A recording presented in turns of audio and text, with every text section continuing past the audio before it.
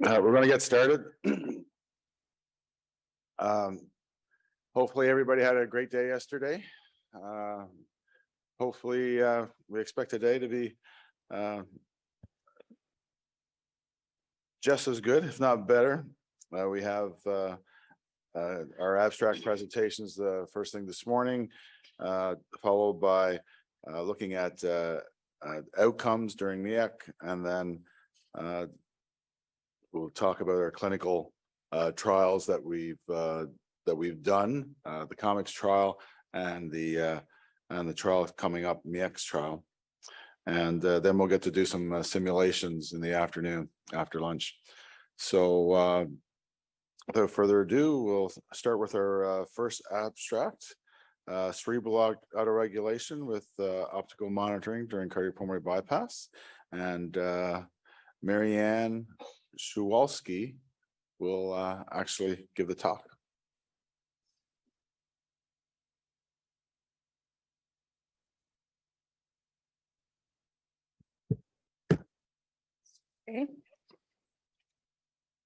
Okay, I want to start by thanking MiECT for allowing us to present our work. We'll concentrate mainly on the effect of cardiopulmonary bypass on cerebral perfusion, blood flow, and also autoregulation. Before I start, I want to thank our sources of funding and also our disclosure, and also thank my technical team and our clinical team. So cerebral autoregulation is the mechanism that ensures adequate blood flow to the brain despite large changes in mean arterial pressure, which typically occur during cardiac surgery with cardiopulmonary bypass. The idea is that constant blood flow is maintained when mean arterial pressure is within a certain range, usually 50 to 150 millimeters of mercury.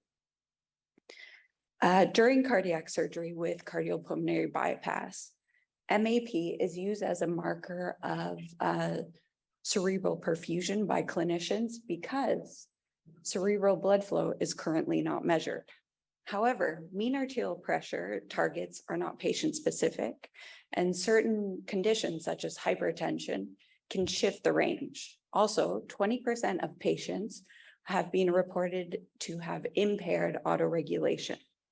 So all these factors expose patients to severe operative neurological complications, such as stroke. In this study, we used our in-house built optical monitoring system that combines diffuse correlation spectroscopy, or DCS, with hyperspectral near-infrared spectroscopy. Here, you can see how the optical probes are placed on the patient's forehead. For those unfamiliar with NIRS, the idea is that you shine a light on the patient's forehead, and it travels through the scalp and then through the brain and is picked up by the detector. Within the brain tissue, you have certain molecules with color called chromophores, such as hemoglobin. And because they have color, they absorb and reflect light. Because of the properties of light, we can measure certain chromophores. So with hyperspectral NIRS, we measured the concentration of oxy and deoxyhemoglobin to calculate tissue oxygen saturation, or StO2.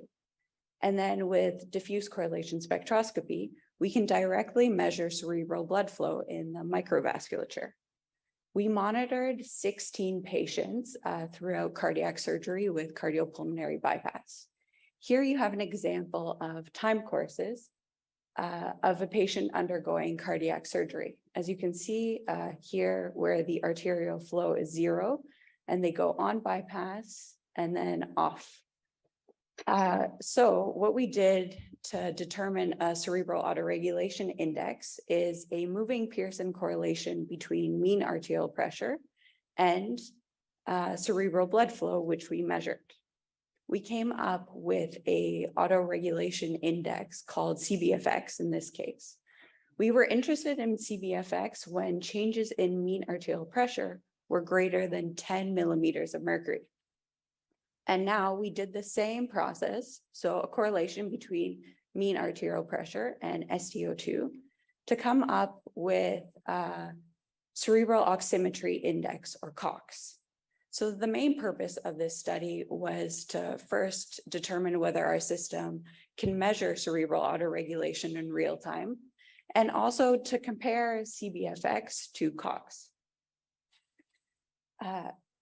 I'll go over some of our results. What's interesting is that at baseline, we had an average CBFX of 0.21 and an average COX of 0.13. On CBP and off CBP, the coefficient gets closer to 0. What's important to note is that CBFX and COX are not significantly different at the 3 timelines. But what is interesting is that on CBP and off CBP, these coefficients on average are significantly lower than CBFX and COX at baseline. So we also looked at whether the patient was or wasn't autoregulating. Our cutoff point for the coefficients was 0.4. So equal to or less than 0.4, we said that the autoregulation was intact. So with CBFX, we found that on CBP, 3 out of 16 patients had impaired autoregulation, whereas with COX, 2 out of 16. Off CBP, CBFX showed that there were no patients with impaired autoregulation, and COX showed that there was 1 patient. Though, as you can see, the largest disagreement between CBFX and COX was at baseline. They were still strongly correlated or moderately correlated and had a fair agreement. So our results demonstrated that our system can measure cerebral autoregulation, perfusion, and blood flow in real time during cardiac surgery. We also determined that it is feasible to have a real-time assessment of cerebral autoregulation with DCS. Our future work will focus on investigating impaired autoregulation and metabolism. Thank you.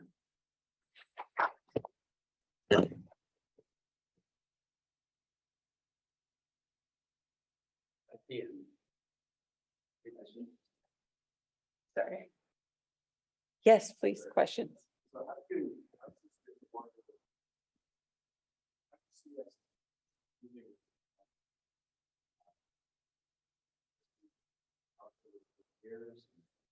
So,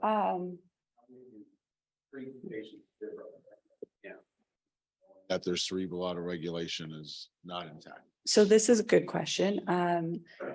This is NIRS. So we would use it in conjunction. I don't think you can really use saturation alone. As you see, there's differences in cerebral blood flow and perfusion.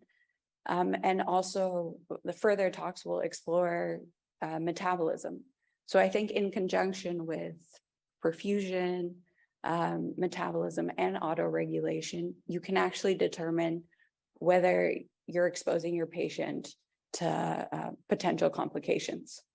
So alone, I don't think it's a true marker of anything, but together with other markers, and yeah, it would be clinically relevant. If the autoregulation is not intact,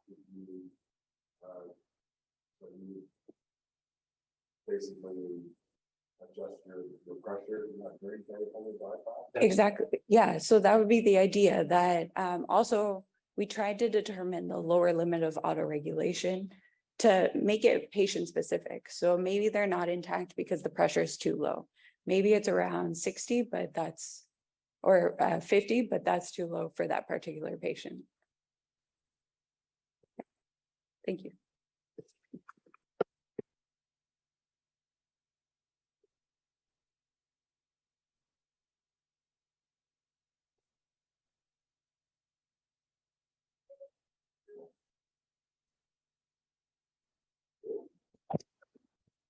Can you hear me? Yes. Okay. Hello, good morning. And I am the second presenter, and I'm Jason Chiu from the University of Western Ontario, London. And today I would like to present an abstract related to evaluating diagnostic test accuracy of cerebral oximetries to diagnose brain ischemia.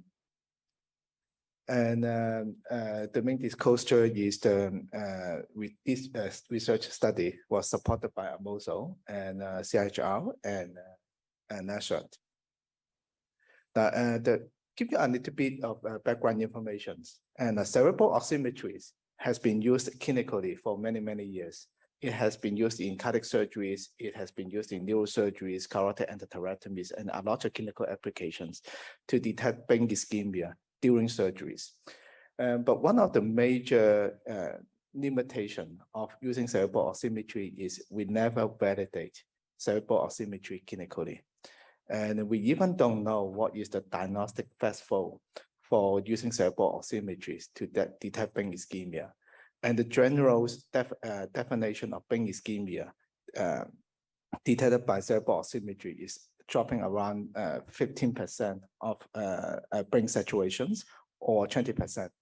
And some centers, they use an arbitrary thresholds 40% as a cutoff values. And because of the lack of clinical gold standards, real-time gold standards to diagnose brain ischemia, so as a result, we have difficulties to set up a cutoff value for cerebral oximetries. And as a result, because at our institutes, we have a new technologies, what we heard about in the first abstract is a hybrid systems that can allow us to detect the cytochrome oxidase inside the brain in real time. And as a result, we can use this as a gold standard to assess the diagnostic test accuracy of a cerebral oximetries. So the whole aim of these studies is to compare our regular cerebral oximetries against the gold standard, is the cytochrome oxidase inside the brain, and to see how the diagnostic test accuracy of a regular cerebral oximetry in detect brain ischemia. So we perform a prospective cohort study using the system that I mentioned, and to correlate these two monitors. And the absolute drops of the cytochrome oxidase for less than 0.5 microM is defined as the brain ischemia. So, and then we calculate the best cutoff values for cerebral desaturations, and also to assess the diagnostics characteristics of cerebral oximetries. So we recruit 9 patients, and we monitor these 9 cardiac surgical patients simultaneously with cerebral oximetry and cytochrome oxidase. And then we calculate the diagnostic test accuracy. And this is a table to adjust different cutoff values of the cerebral oximetry to looking at their sensitivity and specificities. As you can see, if we set the cutoff value lower, it would be more specific, but it is less sensitive. And the overall impression for our investigation found cerebral oximetries appears to be quite highly specific to brain ischemia, but not very sensitive, and in regardless of the cutoff values. And the overall receiver operating curve area is around 0.59, around 0.6. And this is the characteristics of the cerebral oximetries on the ROC curve. So in summary, and the diagnostic accuracy of cerebral oximetries to inform brain ischemias appears to be low. But this is also come with limitations, because when we do these studies, we measure cerebral oximetry and also the cytochrome oxidase simultaneously, second by second. So there is a chance that because of this simultaneous assessment, if the brain desaturation occurred well before the change in cytochrome oxidase, it may have some sort of time lag effect, resulting in the accuracy is lower For example, if the brain have a desaturation 30 seconds before your brain start to have ischemia, by measuring simultaneously to calculate a diagnostic test accuracy may be biased. So as a result, future studies are required to assess any time lapse between these two monitors to further evaluate the relationship between brain ischemia and brain desaturations. Thank you.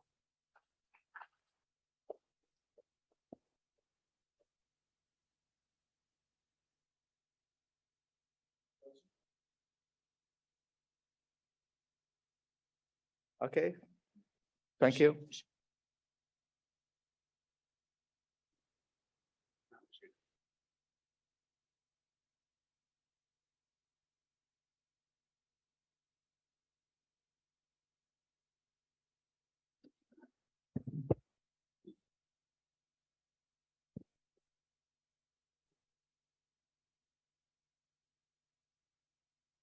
Hi, good morning. I'm Aja Prempe from Western University. I'm a clinical fellow.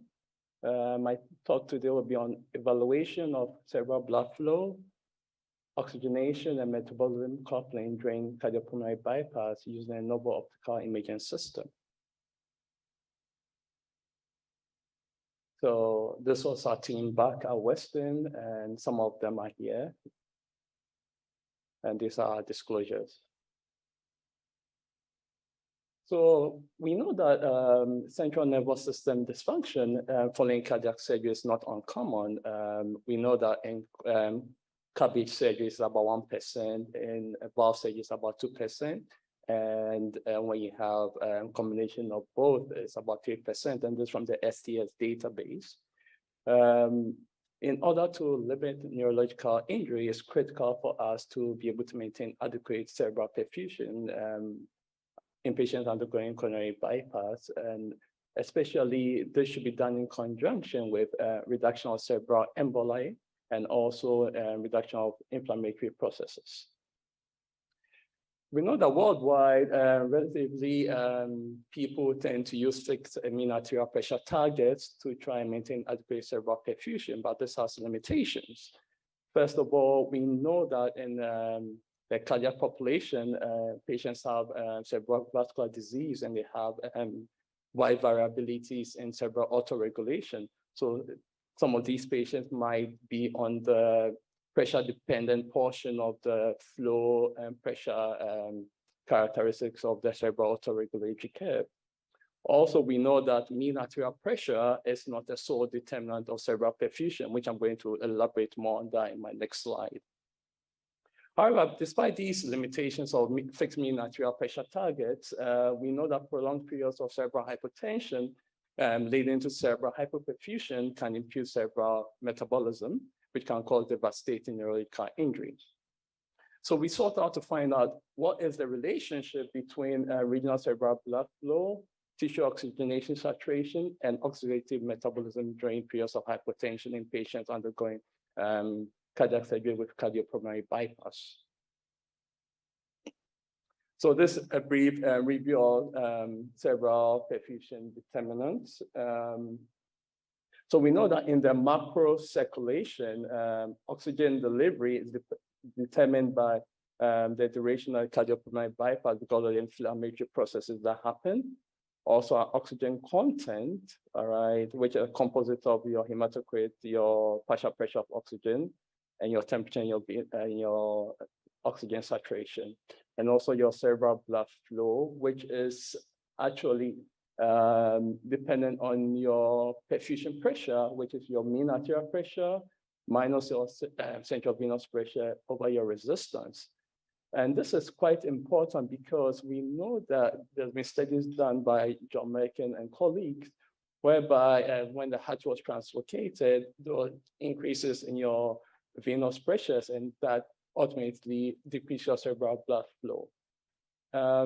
Cerebral vascular resistance is mainly determined by your CO2, and your mean arterial pressure is kind of your pump flow rate is kind of a surrogate for your mean arterial pressure. Right. Within the capillaries, Oxygen bound to the hemoglobin is what we measure as your tissue oxygenation. And there are two pathways for oxygen within the capillaries. Either they diffuse into the cells to be used for oxidative metabolism, or they are transported through the venules back into the venous system, which is measured as your venous saturation. And this we can measure either invasively or non-invasively. So non-invasively, we use the NIRS. So the NIRS basically gives us a measure of the venous reserve. And this is important because this is dependent on two factors. First of all, your oxygen delivery, and then also your rate of extraction. So if you have a patient clinically who has low NIRS, there could be three possibilities. Either that your oxygen delivery is reduced, and this is stable, all right, causing reduction in your venous sats, or your oxygen delivery is stable and your extraction has gone up, causing decrease in your venous sats, or you can have a combination of both, whereby your delivery is low and your extraction is high, causing low venous sats. But in all this, we don't know if this low venous sats actually has an impact on oxidative metabolism. And that's where our study tends to try to find a relationship between the pump flow rate, mean arterial pressure, cerebral blood flow, all right, all these factors on the upstream to see if it has an impact on tissue oxygenation and oxidative metabolism. So we had 9 patients in our study so far, and these patients underwent a cardiac surgery with non-pulsatile cardiopulmonary bypass, where we measured changes in the mean arterial pressure, regional cerebral blood flow, tissue oxygenation, and oxidative metabolism, all right, during periods of intraoperative hypoperfusion, all right, due to reduction in the pump flow rate. So we used working the definition of hypoperfusion, where hypoperfusion events lasting a minimum of 30 seconds. We believe this gave ample time to see significant changes in oxidative metabolism. Outcomes of interest were measured with a novel hybrid optical system. We used a diffuse correlation spectroscopy to as an index of regional blood flow, and broadband NIRS to measure changes in the oxidative cytochrome C oxidase and tissue oxygenation saturation. We know that cytochrome C oxidase is the final enzyme in the electron transport chain. So this is a novel hybrid optical system. We had permission from the patient, and yeah. So these were demographics. The mean age of our patients was 66. Majority of them were males, and about average of them had class 1 obesity. These were the type of surgical procedures that were done, all right? And this was the average cardiopulmonary bypass time, which was about 84 minutes.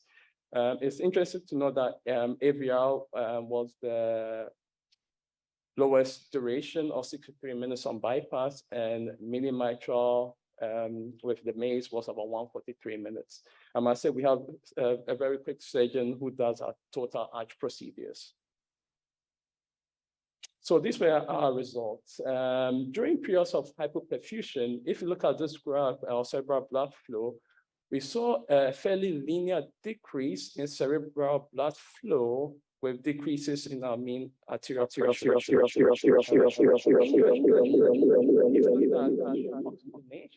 Tissue oxygenation during periods of decreased mean arterial pressure, tissue oxygenation remains fairly stable till it dropped below around 60.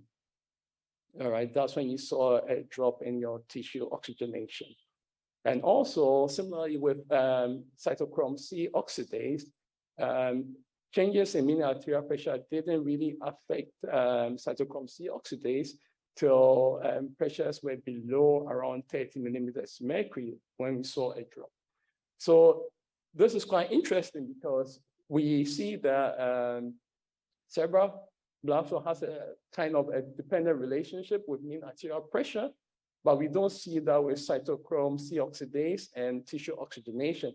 So this raises questions that, hey, what's going on? Is it that some patients are more resilient?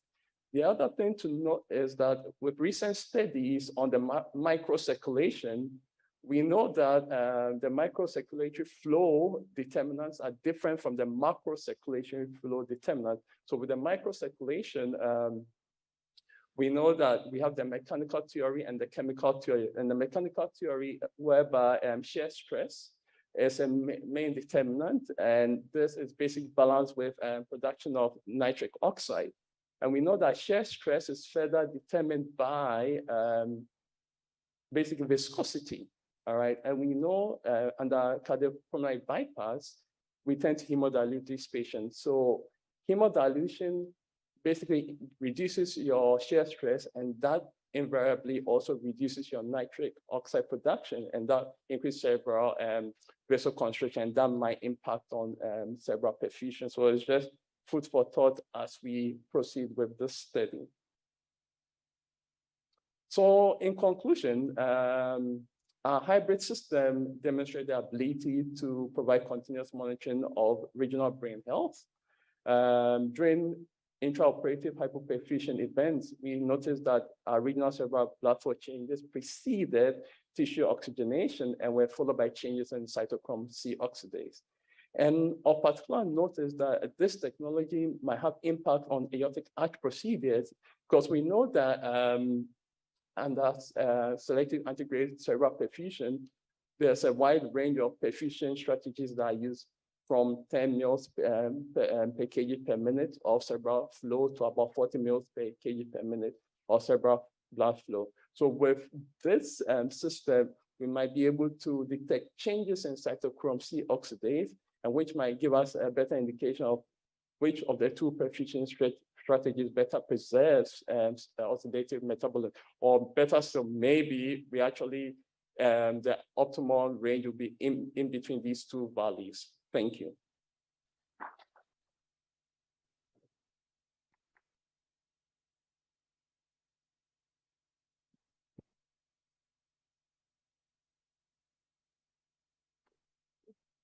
I guess that's good. Thank you very much. Appreciate it.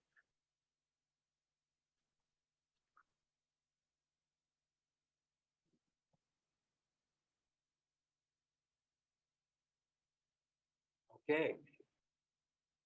I think now we have Ignacio Condelo.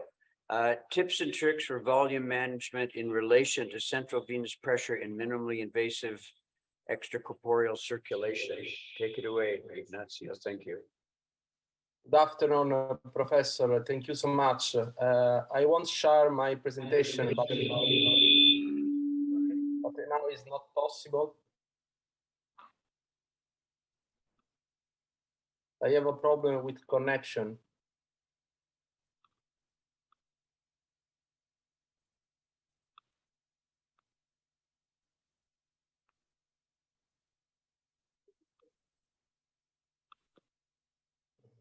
Oh, we need this slide.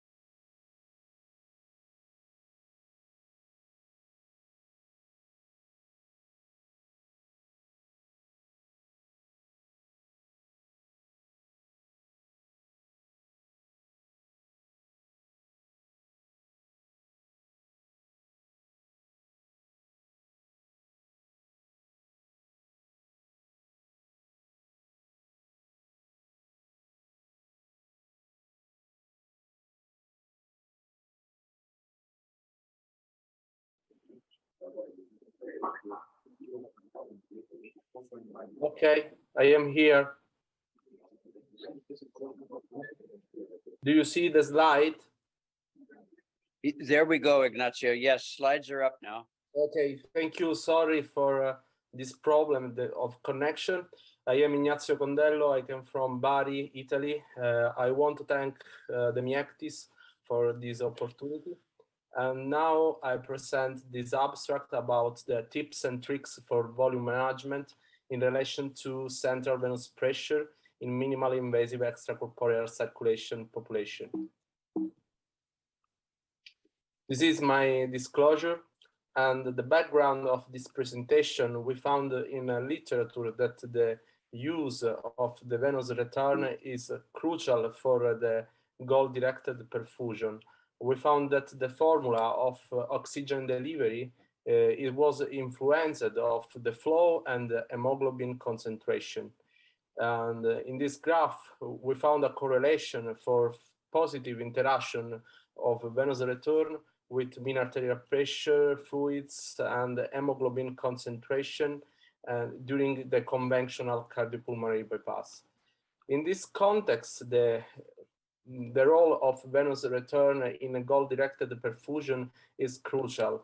And I believe that the cardiopulmonary bypass is a system that uses the mass for the generation of the energy.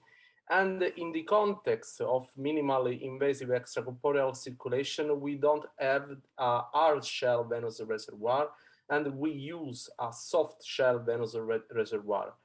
For the volume management of the soft shell venous reservoir, we use an active management with the MiECT type 3 system.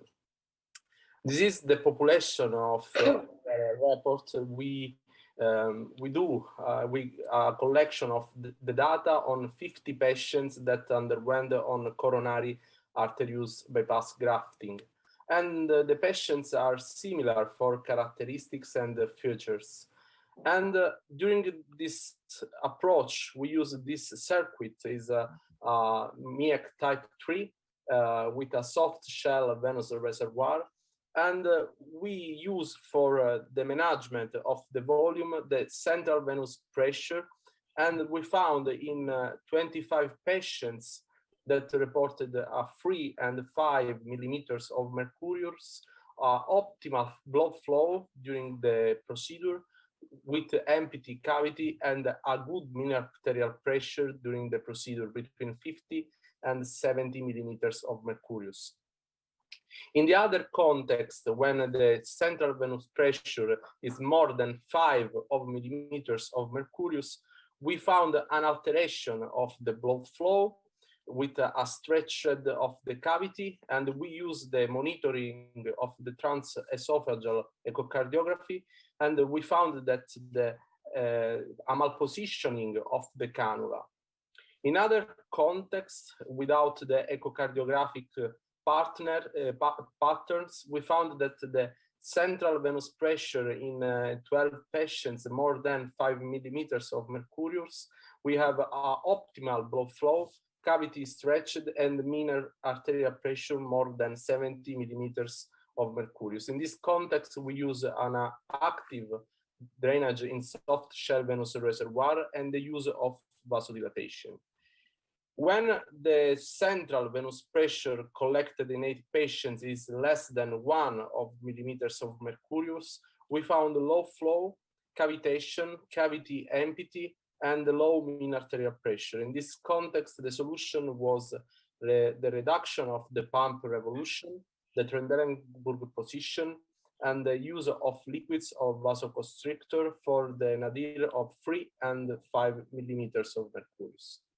In conclusion, our experience reported that these tips and tricks for central venous pressure nadir between 3 and 5 millimeters of mercurius were effective for the volume management in MiECT type 3. Nevertheless, further study are needed to support the central venous pressure nadir during the MiECT approach. Thank you so much for your attention. There we go. Any questions or comments for Ignacio? Thank you very much. We appreciate your presentation, Ignacio. It's very good. Thank you, Professor. Ciao. Ciao.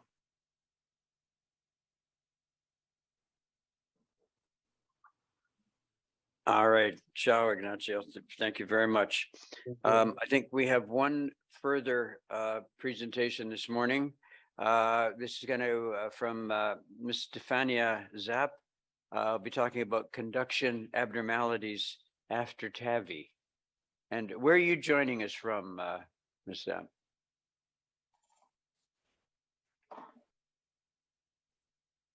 Okay.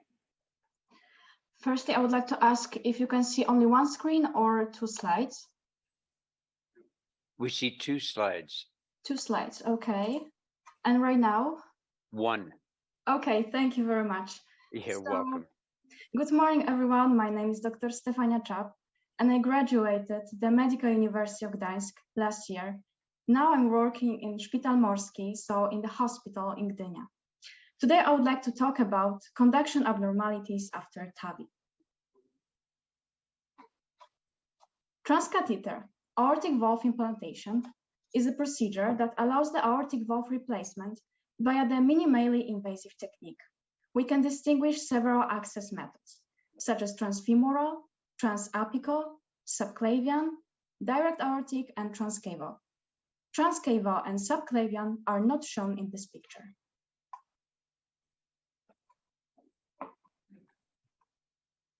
Patients who underwent TAVI have a lower mortality rate in comparison with those who have non-operated severe aortic stenosis. Although advantages prevail over disadvantages, the procedure may entail conduction abnormalities. The most common are left bundle branch block, as well as the high-grade atrioventricular block. Conduction system is really close to the right and non-coronary cusp, and the membranous septum is in the commissure of the non-coronary cusp, as well as the right coronary cusp. Be careful about the short membranous system, because later on, it may implement some problems with conduction. Several factors that have the evident impact on previously described complications are pre-existing RBBB, type of the transcatheter valve, annular size, the degree of the mitral and aortic valve calcifications, as well as the depth of the implantation. The electrocardiographic recordings that are the cause of concern are the narrow QRS complexes, as well as the fluctuating changes in the PR interval. So, risk factors for the left bundle branch block development. It's the use of self-expandable prostheses instead of the balloon expandable ones, as well as the depth of implantation. The management of conduction abnormalities after TAVI, so after transcatheter aortic valve implantation, is based on the clinical status of our patient, as well as the ECG monitoring. Majority of the heart blocks are fortunately reversible. Temporary or the permanent pacemakers are being implanted if needed. Thank you very much for your attention.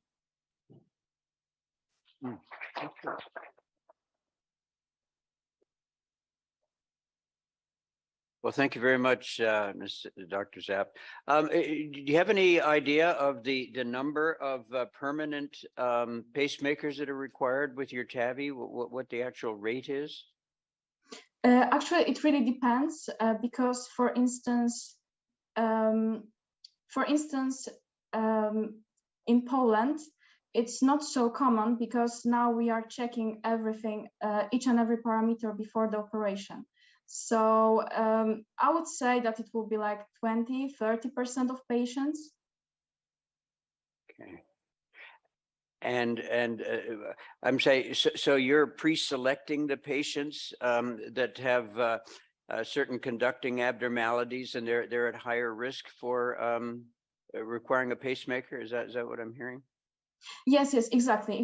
Because we are checking each and every parameter via the transthoracic and then the transesophageal echocardiography. We can also prepare a CT scan of the heart, so we can measure each and every parameter of the aortic valve, and then we can decide what will be the, for instance, annular size for this patient and the depth of implantation of the valve. Yeah, good.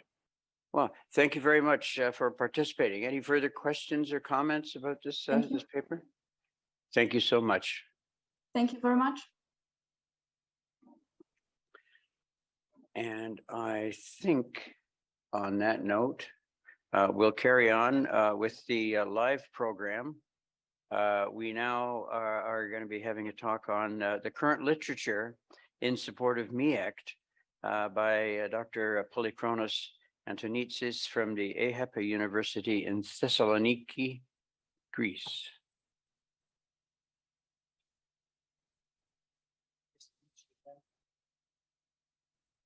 And actually, we have 1 hour to discuss about the current literature and see the latest results. Of course, we've seen a lot of results. We've seen a lot of. Can I have the previous slide?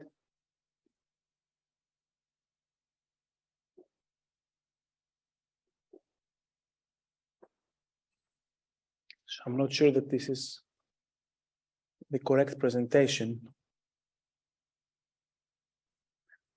Let me check for a minute. Yeah. Okay. Oh, please. Yeah, Do I think we have a little bit of time. Can I check the presentation for 1 minute? Oh, that's the correct. For 1 second. We do have now. Yeah, this is okay. Yeah. So this is the correct presentation. Okay. There we go. So we will discuss about,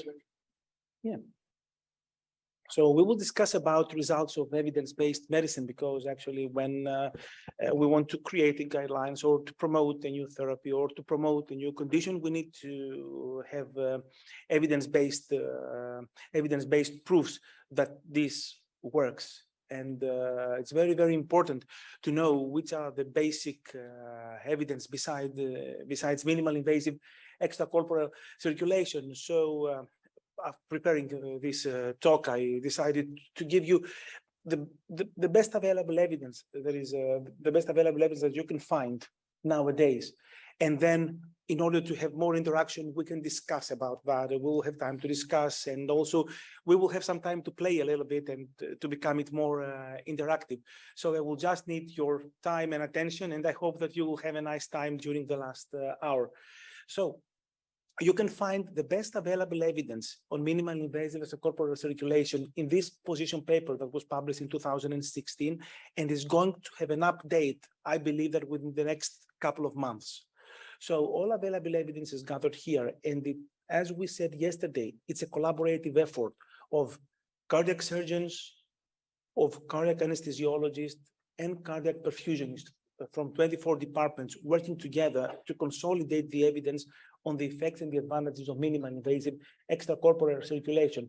So we had an era before that was full of mini bypasses, miniaturized configuration, minimal extracorporeal circulation, minimal invasive CPB, that became the era of post-MiECT. This means that the MiECT was defined, and as it was defined, then after 2016, we could have, let's say, we could know what we are talking about, and we could actually compare results from one study to the other. Otherwise, we were talking about custom-made optimized circuits. So somebody was getting the line shorter and said, I'm doing miniaturized cardiopulmonary bypass. So the other one, it was adding a centrifugal pump, and it was telling also I'm doing a minimal cardiopulmonary bypass.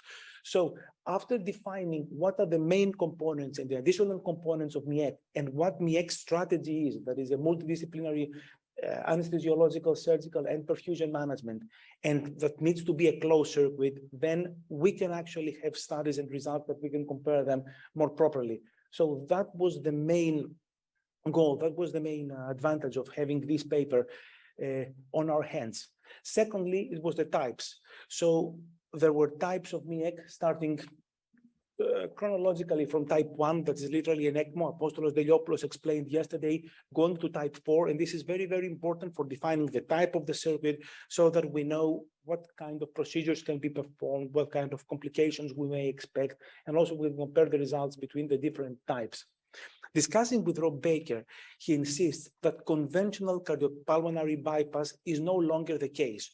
So we cannot say that we're doing a study that we're comparing the advances in extracorporeal circulation to something that does not exist. So there's always a variation in cardiopulmonary bypass, but there is no the conventional that does not have any technological advancements in it. So if we see autotransfusion, it actually compared the Australian New Zealand registry to Perform registry. We can see that autotransfusion is used, not reported there in 30% of cases. Some centers use it more, so there's a trend in increasing that. Roller versus centrifugal pump.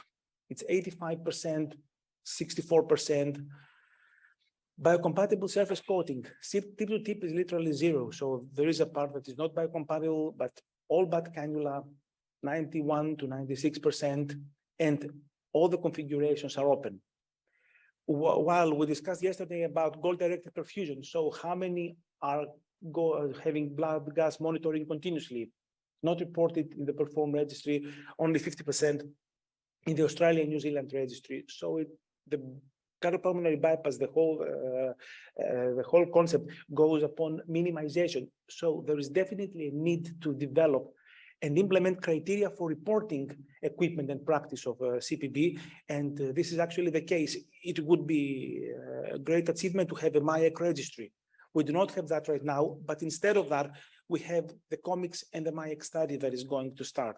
So there we have a registry of the components and the procedures that were performed. And it's very, very important for comparing the results. So actually, we need to define between the conventional and the optimized circuit and the minimally invasive extracorporeal circulation that incorporates a closed system with elimination of cardiotomy suction. If Ashraf El-Ezawi comes to the podium, he will insist of eliminating cardiotomy suction, of separating the shed blood from the circulation, from separating all the inflammatory mediators from the blood that circulates in order to have a minimally invasive extracorporeal circulation. Otherwise, you actually promote inflammation. So we have these versatile systems that gradually over time have low priming volume. This is what Ranucci's concept was over the years, to implement lower priming volume, to get in centrifugal pumps, to implement goal-directed perfusion, to restrict angiography and renal damage before surgery, to use ultra-low prime oxygenator. But this is a philosophy that moves towards minimally invasive extracorporeal circulation. And actually, by having type 4, the hybrid system actually gives you the potential to perform all cardiac surgery case mix with the same circuit and to have optimal results in every type of procedure. We will discuss the advantages and the procedures later. So the second advantage of having a position paper was that we had now evidence-based guidelines, that is class of recommendation 1 that should be followed, 2A that one that is important for the patient, 2A that should be followed, 2B that may be followed, and level of evidence A coming from meta-analysis or multiple randomized studies, B coming from one randomized study or cohort studies, and C an expert opinion. So there are recommendations from every part of the perfusion of the perfusion technique that actually relate to the advantages and the technique of perfusion. So we will go through each one. From the early days, this is the first publication, as we discussed yesterday, from the group of Regensburg, from Wiesenack and Liebold and Alois Philipp. And if you implement MiECT, it's actually evident from even the first cases that there is a significant advantage in terms of feasibility of being non-inferior. And we will see that the resting heart system that was developed later produced these results. So actually, these results back in 2016 reflect the results from type 1 or type 2 systems. The results that we will see later in the updated literature incorporates results from type 3 and type 4 systems. So what we see here and what is stable over the years is that even from the first type of circuits, even from the first cases in the literature, MiECT systems reduce hemodilution, that is 1, preserve hematocrit, that is 2, reduce postoperative bleeding, that is 3, and reduce the need for postoperative red blood cell transfusion. And this is evident even if you perform 10 to 15 cases, you will see the difference with the conventional circuits. That's why it has been incorporated into the recent 2017 European Surgical and Anesthesiological Guidelines. So it minimizes hemodilution with retrograde autologous priming, and the perfusion guidelines comment on that reduces blood loss and the need for transfusion together with the American guidelines, reduction in blood loss and reduction in transfusion. So this was evident even from the first study. So you can see that from a meta-analysis that we have performed in 2013, it was evident in all studies that lied from this part. This is that MiECT is better, this is the conventional is better. You see that all the studies lied from one part in terms of reducing blood transfusion. It's evident because hemodilution is reduced. And if we find a recently published meta-analysis of almost more than 4,000 patients and 42 studies, we can actually see that the mean blood loss was reduced. That is 1. Transfusion volume was reduced. Transfusion volume of red blood cells, of fresh frozen plasma, and platelet was actually reduced. So this is important because actually the perfusionist becomes a blood conservation strategy. And it's very, very important for perfusion. It's not only minimally invasive extracorporeal circulation, but there are a lot of techniques like retrograde autologous priming, acute normovolemic hemodilution. So the perfusionist is a significant factor for conserving blood. And this is important in terms of lowering cost and lowering complications.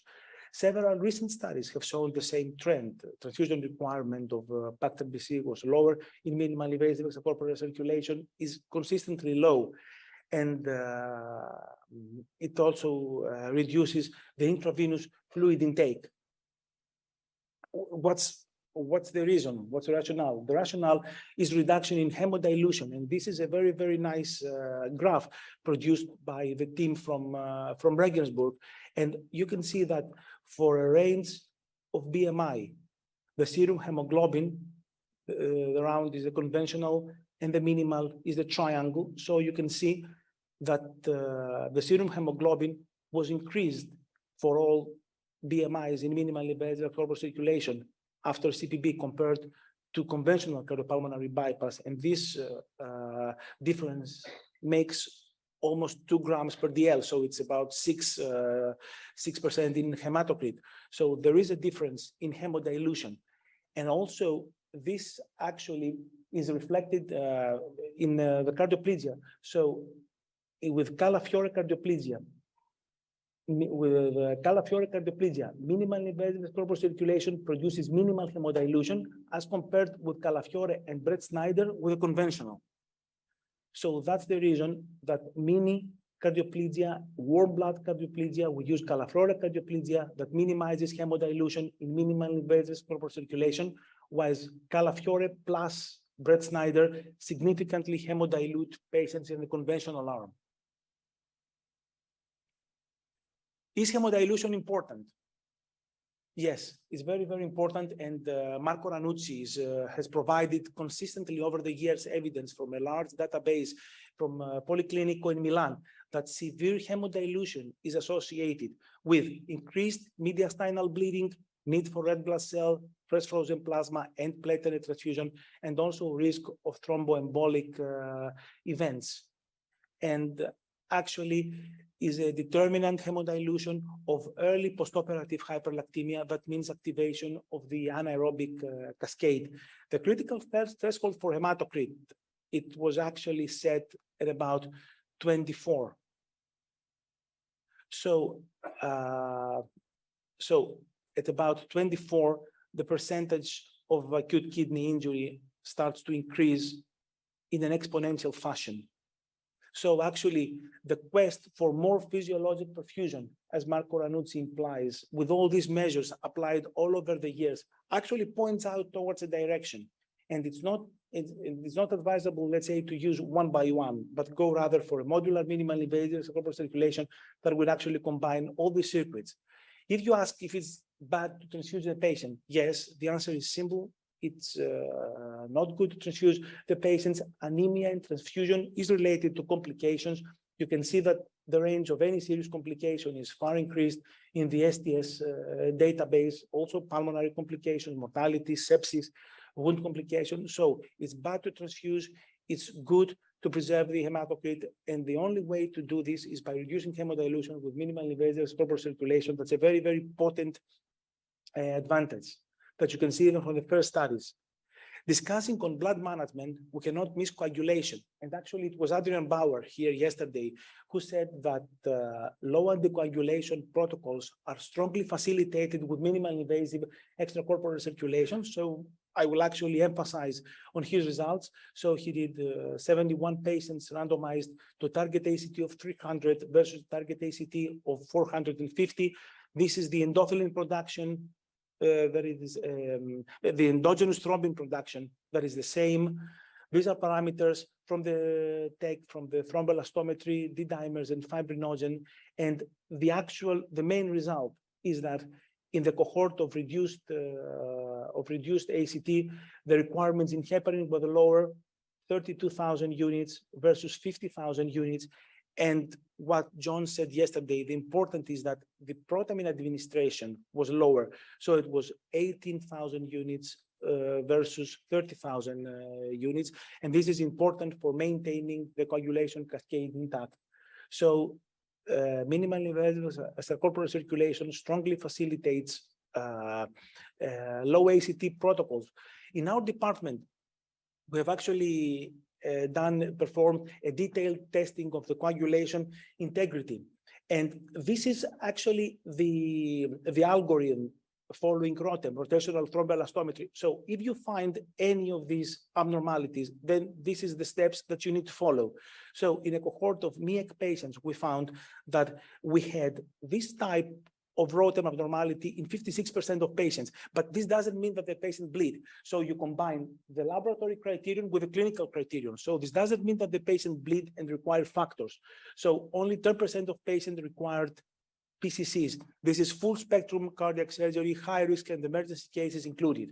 So we found this type of ROTEM abnormality that requires platelet administration is in only 1 out of 50 patients, but this patient did not have a bleeding tendency, so we didn't have to transfuse any platelets. And also 0 patients had FibTem low and DexTem low, so we didn't have to administer fibrinogen concentrate in any of these patients. So this is a very, very low percentage of blood products used in a cohort of patients. So we transfused only 26% of patients compared to more than 60, 70% that we were transfusing with a conventional circuit. And this is a very, very important cost reduction in blood transfusion and also reduction in the complications rate for the patients. So it's not only the coagulation cascade that remains intact, it's also the platelet function that is preserved. And we have actually performed a comparative and a single-arm study on platelet function with aggregometry. And the results are here. I'm not going to mess you up with the numbers, to confuse you with numbers. Mainly, this is the platelet function with the MiECT circuit. This is the platelet function with a conventional circuit that Marco Ranucci has extensively evaluated. So we can find out that the ADP receptors and the 2B3A receptors were intact or even more potent, more active in MiECT, whereas under the conventional bypass, the current knowledge is that these are actually become low, the expression is low, so that means that there is platelet dysfunction after the conventional circuit that is evident after cardiac surgery. That's why we administer platelets most of the times, but platelet function remained intact with MiECT. Of course, the comparative studies are needed in order to have stronger evidence, but this is actually a strong indication that platelet function was preserved here and was deranged here. So what about the other class A, class 1 level of evidence A advantages? Reduction in the incidence of postoperative atrial fibrillation. Ashraf El-Ezaoui performed extensive work on that. This was obvious from the first meta-analysis. I mean, you can still see this, all published studies up to 2013. Remember, type 1 and type 2 circuits up to 2013 all point to the same direction. And this follows. So even by including new generation MiECT, it's actually the arrhythmia rate is low, 31 to 23%. That is significant.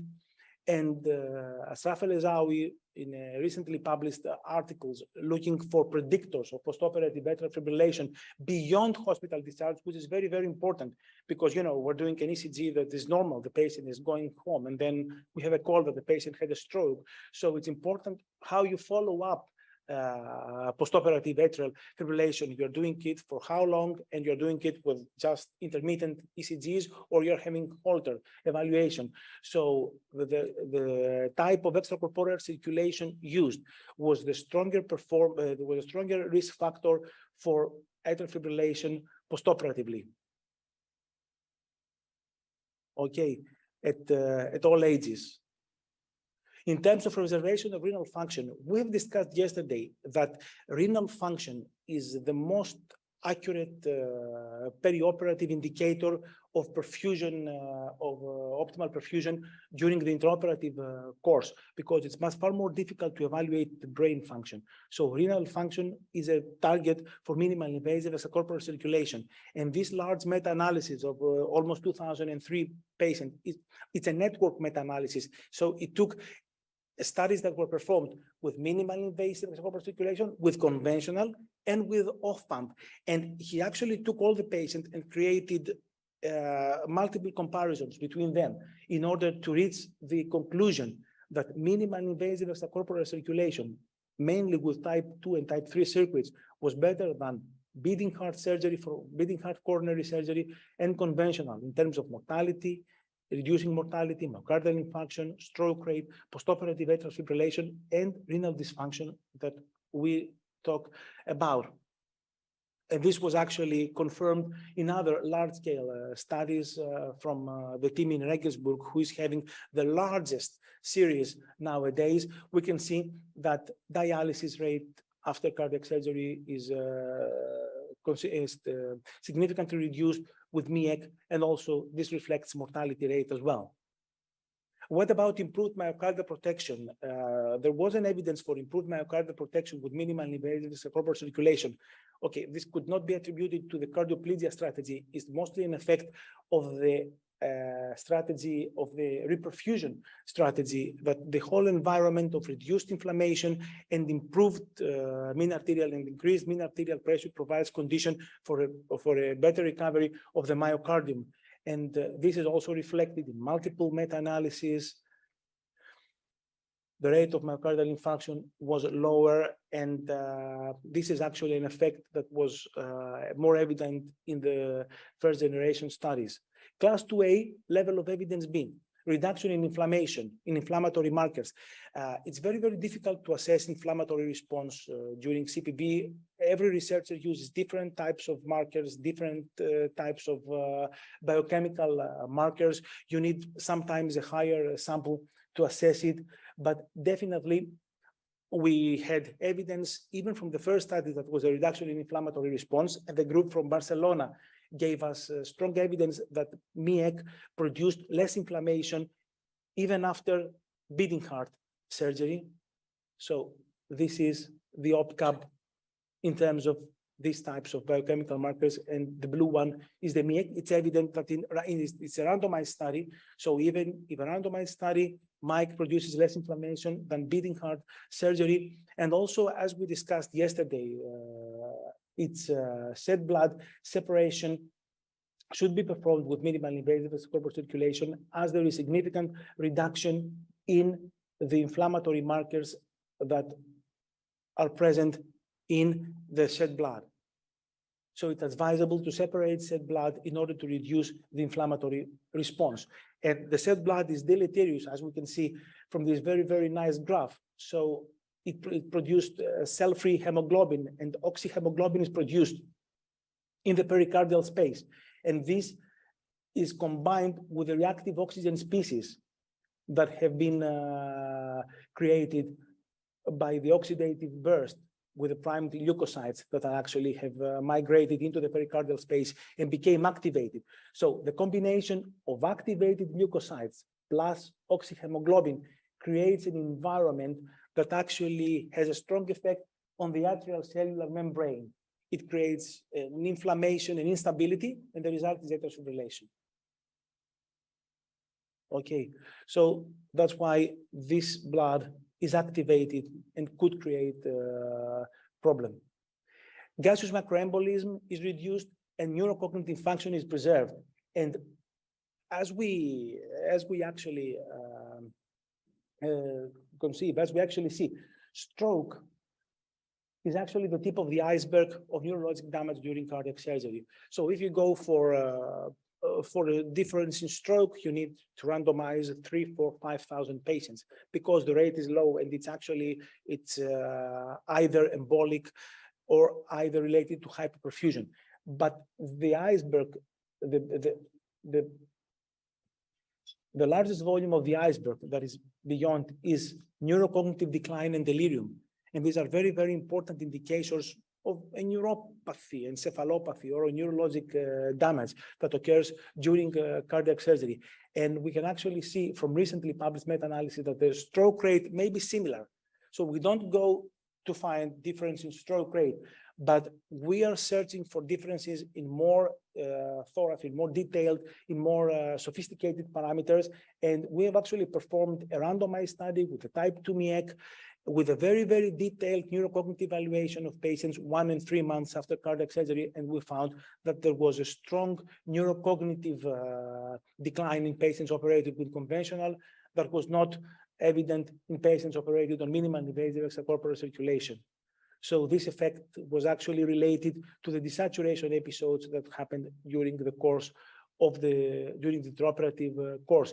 And the rate of delirium, there is evidence that becomes lower in minimally invasive extracorporeal circulation. And this is actually part of, this was actually part of COMICS and MiECT study of the randomized studies that we are performing. So we will try to check whether delirium rate is lower with minimally invasive extracorporeal circulation. That would give us an evidence of improved neurological protection. And what's the cause? The cause is that, as we've seen with the near-infrared spectroscopy, the reduction in the cerebral oximetry was less pronounced with minimally invasive extracorporeal circulation as compared to conventional extracorporeal circulation. So what is behind that? The rationale is hypoperfusion. So as we said, the advantage of minimally invasive extracorporeal circulation is preservation of microcirculation. So preservation of microcirculation results in less reduction in cerebral oximetry values. And near-infrared spectroscopy brain cerebral oximetry is not an index of brain protection only. It's an index of global perfusion. So it actually can create cerebral hypoperfusion, can also relate to complications from other organs, mainly the kidneys. And I want to stress again that this is the normal perfusion. You can see that there is that's how the sublingual capillaries are under normal conditions. And this is what happens when we go on bypass with conventional cardiopulmonary bypass. So there is a very significant reduction in the density, in the small level, in the capillary density, in the perfused vessels density. So as long as we have this picture with conventional cardiopulmonary bypass, hypoperfusion will eventually develop.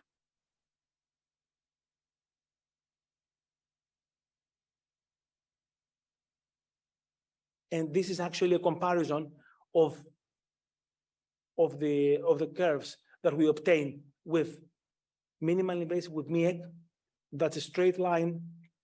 This is with conventional. So we have a period of hypoperfusion during CPB, and these are the fluctuations that can happen during beating heart surgery. So all these relate to a survival benefit that was evident in the first studies performed back in 2013. And with the optimization of extracorporeal circulation, it's not advisable, it's not prudent to search for a survival benefit. Conventional cardiopulmonary bypass optimized circuits are absolutely safe and effective. But if you combine a composite outcome of mortality plus stroke, plus renal failure, plus myocardial infarction, there is still significant advantage of minimally invasive extracorporeal circulation. I'm not going to bother you anymore with numbers. The class of recommendation is 2B, level of evidence is B, but it will get higher. You need randomized, adequately powered studies to prove that. A very, very sensitive category of patients is octogenarians. Asraf El-Ezawi is here to actually confirm that MiECT improves the outcome in octogenarians, as we can see from these curves. This was published in 2019, and also in aortic valve replacement patients, surgical AVR presents a contemporary option that is actually related to a very, very good outcome in octogenarians in propensity matched patients. So a few things about perfusion technique. In the Tim from Brenger's book provides strong evidence that this is the flow during minimally invasive extracorporeal circulation in terms of liters per square meters, and this is the conventional. We said that we had a lower flow that is not related to hyperperfusion, that is related to improved perfusion. So lower circulatory index that is related to a higher SVO2, that is related to a higher, to a lower lactate level. Okay, so this is how improved, this is the perfusion profile of minimally invasive extracorporeal circulation. So increase in lactate was more prominent with conventional circuit. That is the circle, rather than with MiECT, it was under normal range. This is the triangle. And what's the effect of goal-directed perfusion? Is there a change in mortality when we're doing goal-directed perfusion? The answer is that the main advantage, as seen in randomized studies, is evident in kidney function.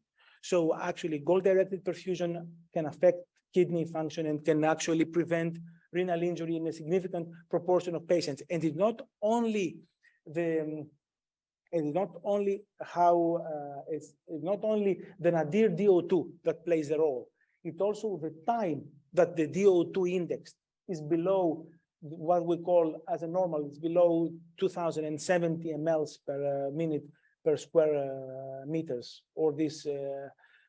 So it's the time dose response, it's the time that is below this critical condition that can create advantage. So what about the modular?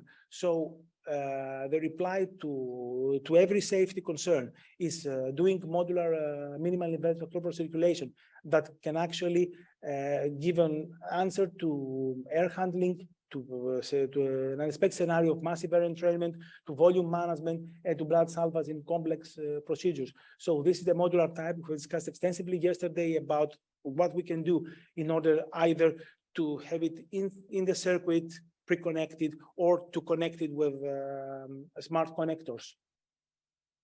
And this is our published study of all case mixed cardiac surgery, 403 cases, emergency and dissections included, and 47% coronary cases and 28% complex. So in terms of feasibility, it's 100% technical success. You can perform every type of operation and you can open the circuit as long as you need it.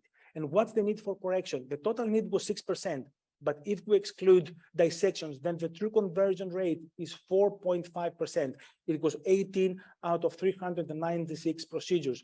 So that's the true conversion rate. And actually more than 95, almost 95% of the procedures can be performed with a type 3 MiECT. And also conversion was not required for the whole time. So conversion was required for only 40% of the total time.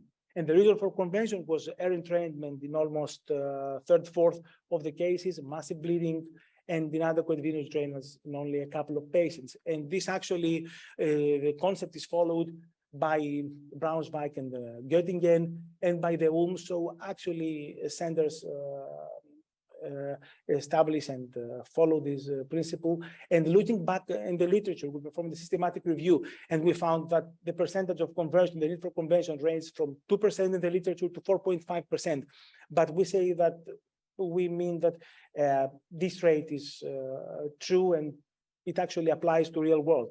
So you can actually have 95% of the procedures performed with a type 3, with a closed circuit, and in 5% of cases that something happens, either air entrainment, massive, or bleeding, or there are other conditions that mandate conversion to an open circuit, you can just convert to open. Air handling was the main problem in published studies, and conversion to open was the solution in this series that followed the modular MiECT. Apostolos is here, and he actually showed you yesterday how to convert to open. So when air is detected through the VAR,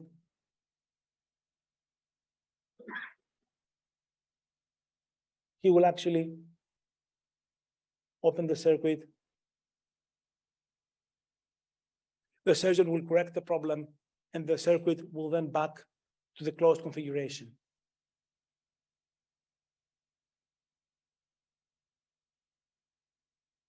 Okay, so every concern is excluded with minimal invasive with the modular circuit. It is cost effective, as shown yesterday. There is a cost benefit as shown in this 2020 study of almost 700 per patient. And also, if it's cost effective and improves quality of life, as seen in this study, then the health-related economic analysis show that it's a dominant therapy in terms of cost effectiveness and quality of life. And also it applies to minimal invasive cardiac surgery. We said that we cannot have minimal invasive cardiac surgery without minimal invasive extracorporeal circulation. It takes two, because the time on CPB is increased with minimal invasive cardiac surgery. It is safe, it is effective, it can have an optimal result, and this is Marco De Usanio's strategy for an ultra fast track strategy that actually combines reduced chest incision, rapid deployment AVR, minimal invasive extracorporeal circulation, and ultra-fast anesthesia. This is the fourth factor, that the patient is extubated in the operating theater, and after 12 hours, he's having physiotherapy, and the 12 to 24 hours after surgery is mobile, and this actually applies to even high-risk patients. So you can find more evidence in the recently, that in this paper that we published recently. It's an updated paper. And now what I would ask you to do is that we can play a game. So I will actually ask all of you to have your mobile phones. And so Reese. So I will discuss with Reese. So have your mobile phones and type kahoot.in. Okay. So this could start.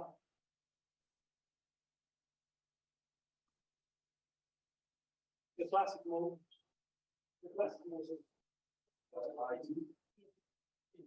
Yeah, you will get the pin soon.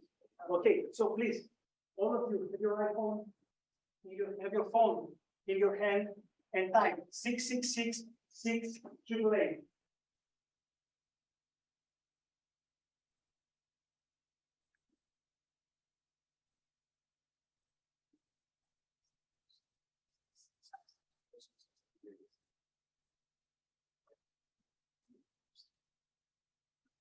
You can use a nickname, so all of you can join. You want me to share? We will send the Kahoot, and what about the virtual meeting? I understand your presentation. No, don't take the virtual ones, because there is about half a minute delay. So they will create trouble. So that's okay. We need all the virtuals. Just the inside. Yes, and also close the presentation. So please go to kahoot.it and give the pin and have a nickname. So there are questions that come from what we heard all these 2 days, and we will have some time to interact. Remember that you need to be correct and fast at the same time, okay? Because the faster gets more points. So let's have more participants. And there will be a recognition and a gift from our department for the student that will have the highest rank. So please. So is everybody in? The more we are, the greater the competition. Experts can also join. Experts can also join. We will not reveal names.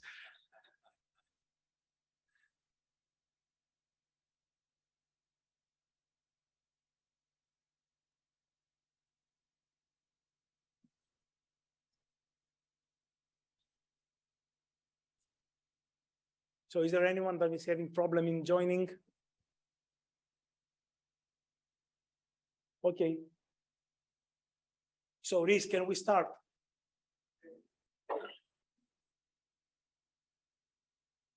There is sound also. So make sure that you are correct and quick. So according to SDS database, morbidity in combined in complex procedures is reduced to less than 10%, may reach up to 30 to 50%, is limited to 15 to 18%, or exceeds 70%. So just click on the correct color. So what do you think? There's only 20 seconds for an answer, so you need to be fast. Okay, so we have 7 that replied correctly. It may reach up to 30 to 50%. Okay, so that's the correct answer. So we move to the next question. Yeah. So before going, the AE is the first, but this doesn't mean that it will be the first when we finish. Okay, so let's click next. This, can we click next? So the second question, cardiac surgery with MiECT is associated with improved distal organ protection, reduced SIRS, reduced hemodilution, or all our answers are correct?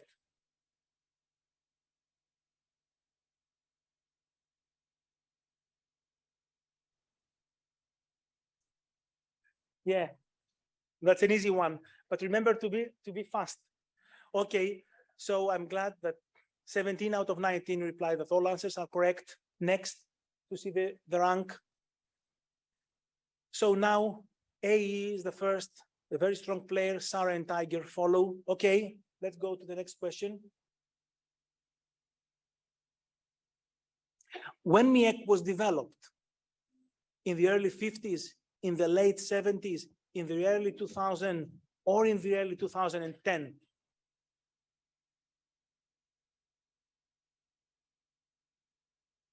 So what do you think?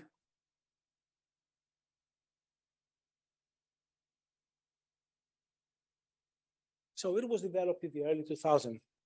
So 11 out of 19 are correct. Let's go. Let's move to the next to see who is first now. AE is a very strong player, but the difference is very, very small to Sarah and Raman. Okay, so we move on.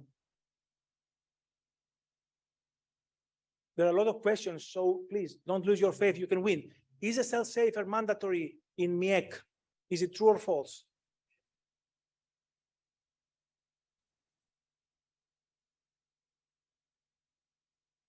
Yeah, so it's true. Yeah, it's not false. So we move to see if we have any change in ranking. Let's click next, Reese, and we click next. Okay, let's move next. True or false? MiECT is associated with a higher perfusion pressure for a certain circulatory flow. Is it true or is it false? Is the pressure higher for the same increment of flow?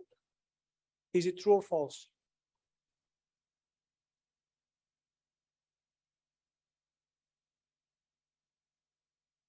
So the correct answer is true. Yes. Great. So let's move to see the ranking.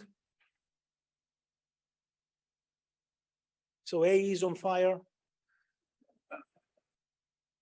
but near Raman and Seha are very, very near. Let's move to the next question. Conventional cardiopulmonary bypass reduces proportion of perfused vessels by 30%, 50% in total, 70%, or 15%.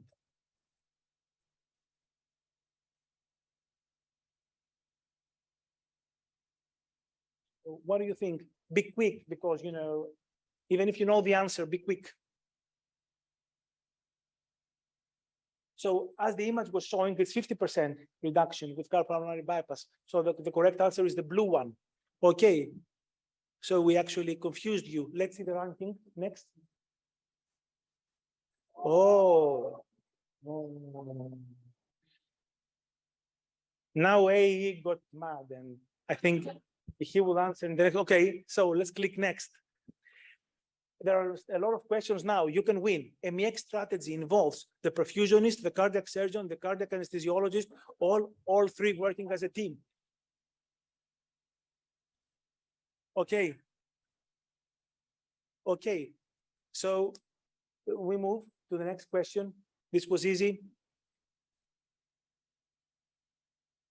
Okay, Seha is determined to win today. So we move to the next question. ACT is the minimum standard of care because these factors are not considered. So which factors are not considered? Antithrombin 3 levels, rate of metabolism of heparin.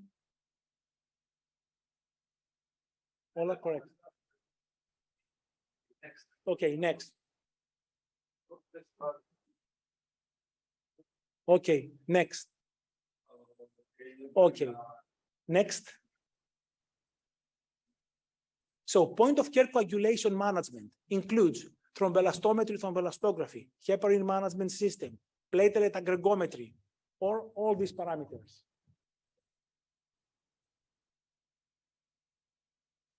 We will have a discussion on coagulation management during MiECT. But definitely the answer points that all are correct. Okay, so we move to see the ranking. Yeah, so they're very, very close. They're all very, very close, and the competition is still open. So we move to the next question. The ideal protamine heparin ratio is it 1:1? Is it less or is it more?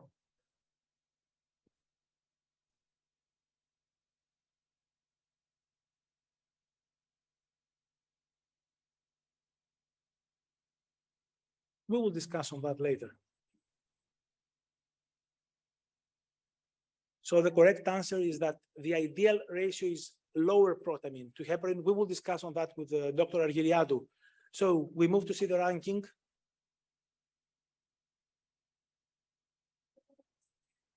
Okay, the next question.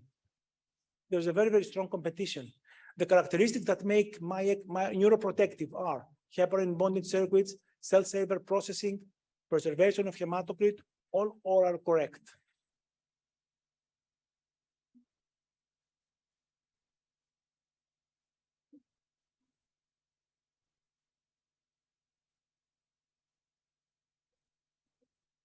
All are correct, presumably. Okay, so we move to the next. Yeah, it's still open. So we move to the next question.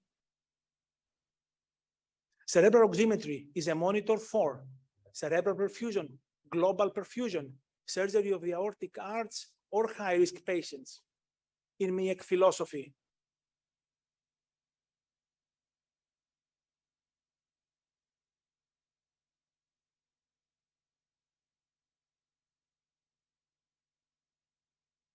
It's for global perfusion. So it's not a cerebral, only a cerebral monitoring tool. Okay. So we may have changed the ranking. Nobody asked correctly. So let's move to the next question. When using cell saver and the set blood exceeds 1 liter, we need to redirect blood to the circuit because significant loss of plasma coagulation factors will happen. A decrease in colloid osmotic pressure could result in tissue edema. There is increased risk of bleeding due to coagulopathy, or all are correct.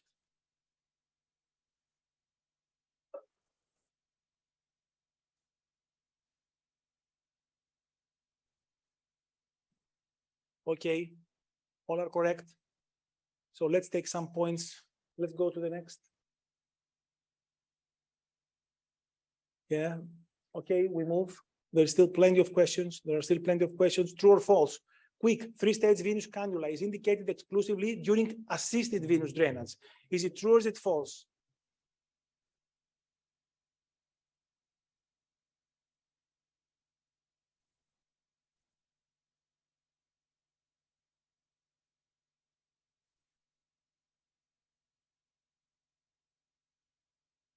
So what do you think? The answer is true. Okay, we move. Next. Sarah, Raman, and David are very, very close. Next.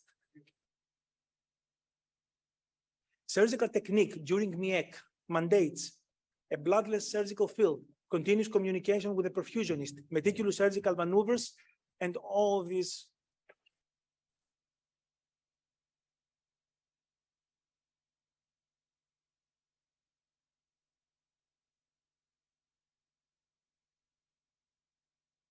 Okay, all are correct.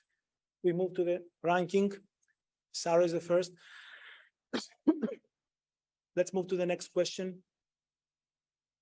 During MiECT setup, the perfusionist urges for inadequate flow without blood lost. So the surgeon should ask him to increase pump speed, should check the position of the venous cannula, should ask him to give fluid, should ask him to administer vasoconstrictors. So what's the best maneuver? What do you think?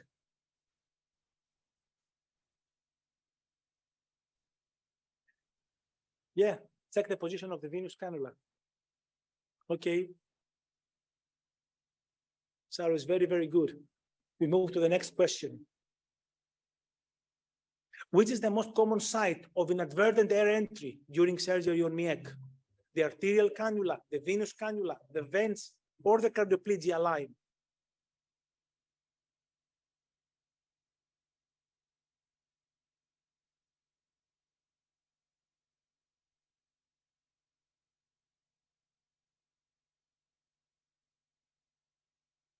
So it's the venous cannula. Okay, let's move to the next question. Everything can change. Which phase during surgery on MiECT is most dangerous for potential air entry? So which maneuver is more dangerous? Arterial line connection, venous line connection, removing the vents without warning the perfusionist, or administer cardioplegia? As Rafael Esawi yesterday told that.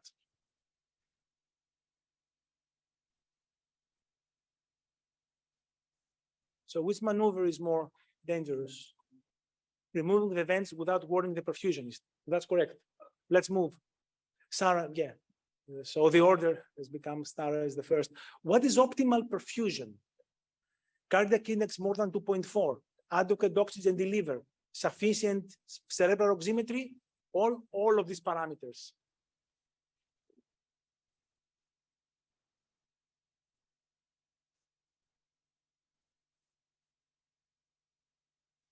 Okay, so optimal perfusion is all of these parameters together.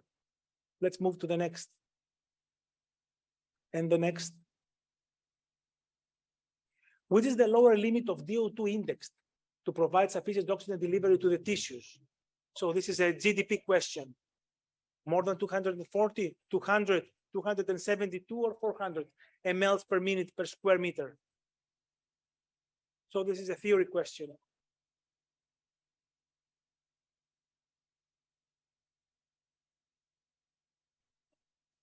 Yeah, but if you want to get the, if you want to become first, then you need to know. Okay, so the answer was 272. Let's move to the next question. Which are the lowest limits of RSO2 for the perfusionist to interfere, to intervene?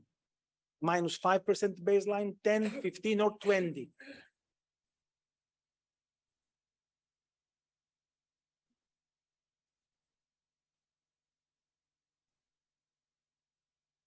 So the correct answer is the green one. Okay, it's minus 20% compared to baseline. So we move to the next. Yes, very, very small differences. The concept of goal-directed perfusion comprises limited hemodilution, preservation of DO2, VCO2 to avoid anaerobic metabolism, and all these parameters. So you monitor all these parameters to do goal-directed perfusion.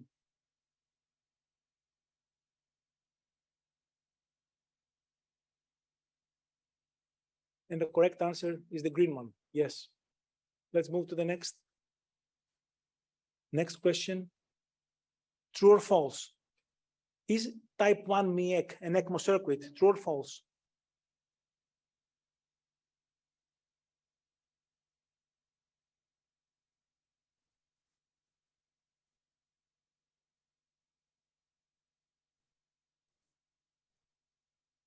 So did you all reply?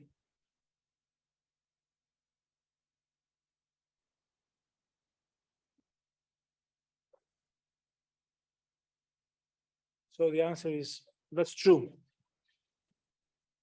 Okay, let's move. That was an easy one.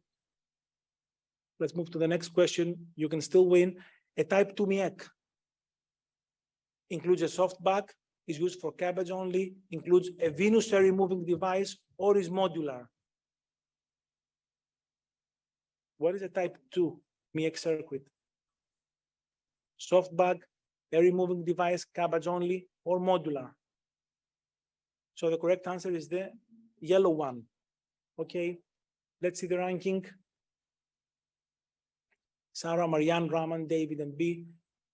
A type 3 MiECT facilitates volume management, includes a soft bag, includes a venous hair removing device, and all of these are correct.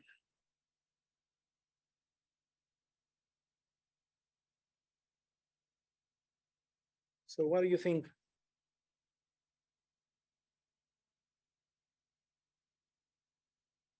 So all are correct. Sarah, Raman, David, Marianne, and B. Next. Modular circuits include a venous hair removing device, a soft cell reservoir, a standby hard cell reservoir, and every component.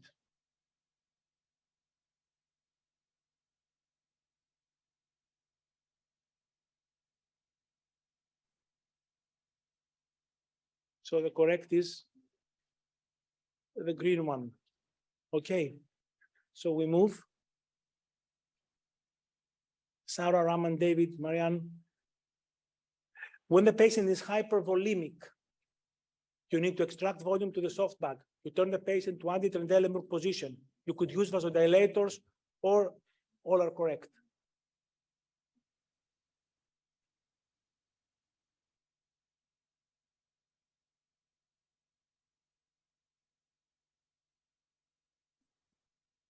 Yeah, that's correct. So we move to the next question. True or false? During MiECT, you always need to monitor negative venous pressure line. Is it true or is it false?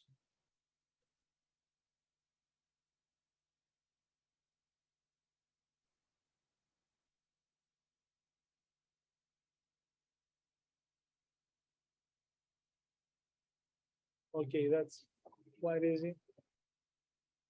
Okay, that's true. Let's move. The competition is very, very strong. Yeah. Which type of cardioplegia would you implement during MiECT? Del Nido, Brett Snyder, cold blood, or mini cardioplegia Calafiore?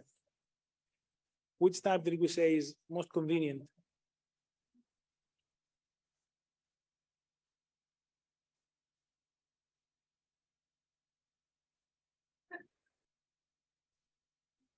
Okay, so it's mini cardioplegia to avoid hemodilution. So Sarah is the first. So we move to the next question.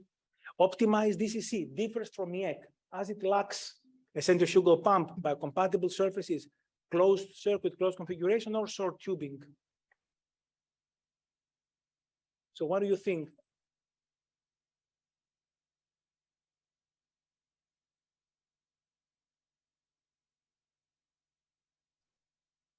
Okay, so we said that optimized is not a closed circuit. Okay, so it needs closed configuration. So we have 10 questions, and yes, now it's the 10 final questions. So you need to be very, very focused. According to published literature, the conversion rate of a modular to an open circuit approaches 10%, 20, 2 to 5%, or 15%. So what's approximately the rate of conversion that you may anticipate?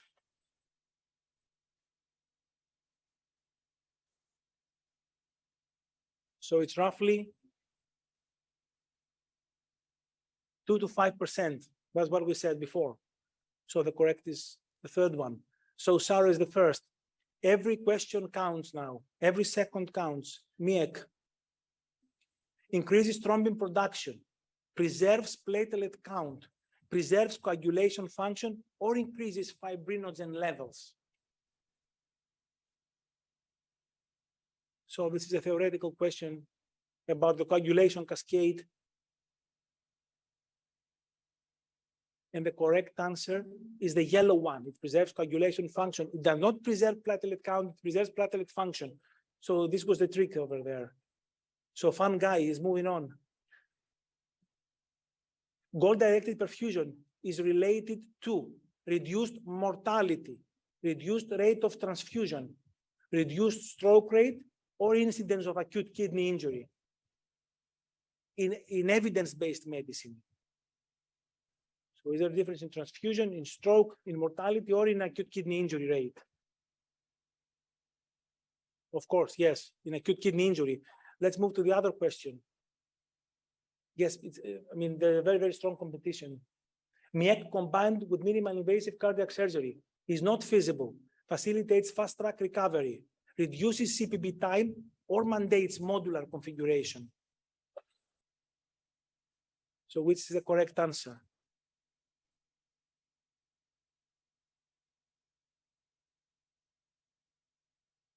So it facilitates fast track recovery. That's correct. Next.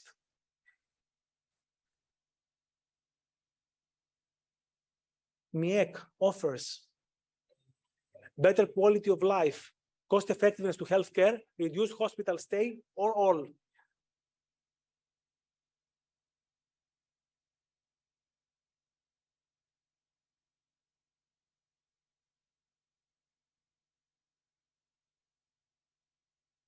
Okay, so the correct answer is all. So we move, still 5 questions to go. Seha is back. MiECT represents a closed circuit, a mini system, a perfusion technique, or a strategy. So what did we say yesterday? Is it MiECT just a circuit, a system, a technique, or a strategy? Yeah, so it's a strategy. Let's move to the next question. B, you need to be very, very fast to win Sarah. Physiologic cardiac surgery includes MiECT, goal-directed perfusion, point of care, or all.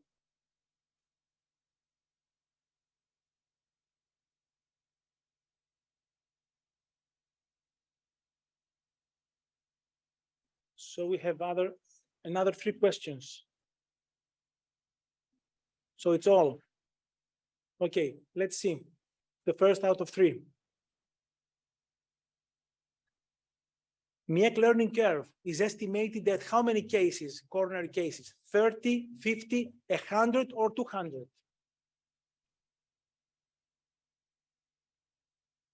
$50.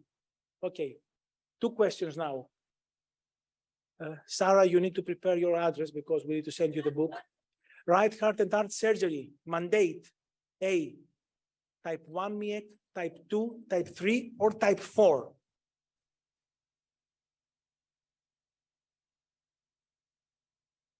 Type 4. And that's the last question. So who's the Canadian Olympic gold medalist in perfusion? André de Grasse, Damian Warner, Derek Druin, or Cyril Serik? So who's the Canadian gold medalist in perfusion?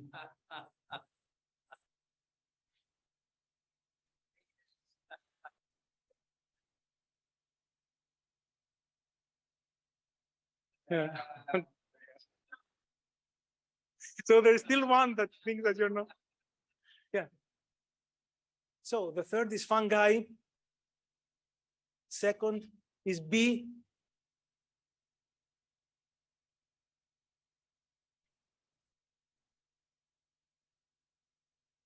So who is Sarah?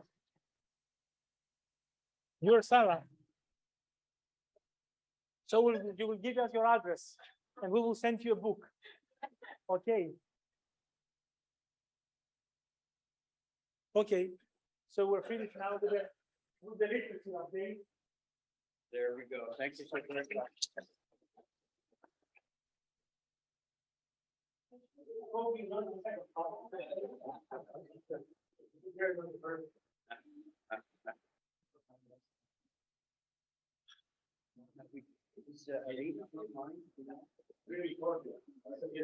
Is that right? It's coming in. Yeah. What he said he got it. I think so. Perfect. Yeah. Hello, good morning from Greece, from Thessaloniki. I'm really sorry that I can't be with you in presence. So my presentation is about the effects of coagulation when we operate on minimal invasive extracorporeal circulation. The point of care coagulation monitoring applied in cardiac surgery allowed us for a precise diagnosis of coagulation disorders, for a targeted management of bleeding, and all this resulted in reduction of transfusion needs.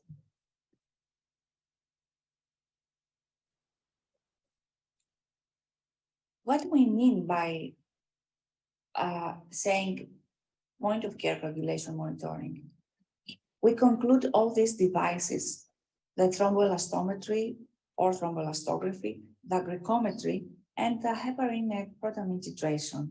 Thromboelastometry allows us to check the stability of the clot and the time that we need in order to have a thrombus. A glycometry is the platelet function test, and heparin and protamine titration resulted in avoidance of overdose, of subdose of these two drugs, and this really makes a difference in coagulation. I want to share with you our strategy for point of care coagulation monitoring, and I want to share with you some results of our ongoing research regarding coagulation. We use all these devices perioperatively. So when we start operating, we titrate heparin and protamine, and during the procedure, whenever it's needed, so in case of ongoing bleeding, we do thromboelastometry test, and a glycometry test, we perform it before or at the beginning of the surgery, and then after protamine administration. We all know that the function of the platelet is dynamic. This means that it changes a lot of times during surgery. So that's why it is logical to test platelet function once before surgery or in order to schedule surgery, and once after protamine titration, so we know the platelet function when the patient leaves OR.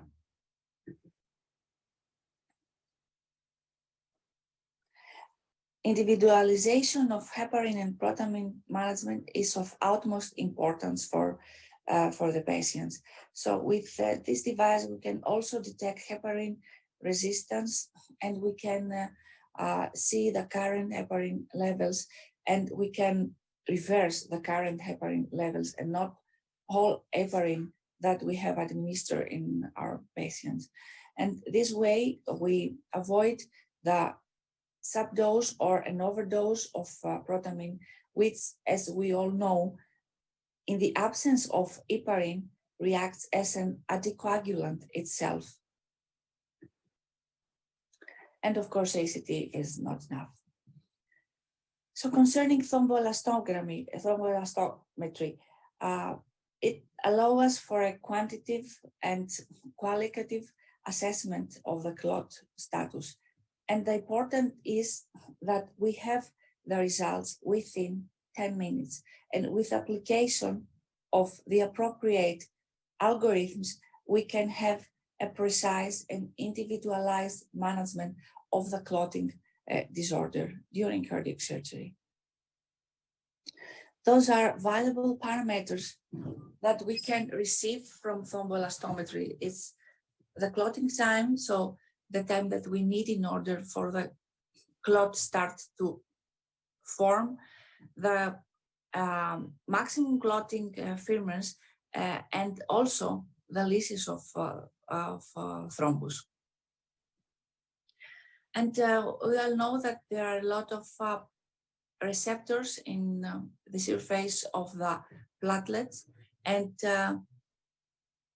but only 3 of them we can study them with platelet function test, and those receptors are the receptors that they are blocked after a drug which inhibit cochlear oxygenase, for example, an aspirin, and another drug of receptors that we can test it with platelet function test are the 2B3A, are the receptors that they are blocked with 2B3A blockers like agrastat, and one very important receptor for the effectivity of the platelet is the ADP receptors, and the influencing drug here are, for example, ticagrelor or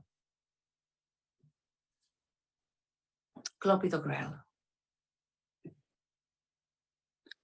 So, what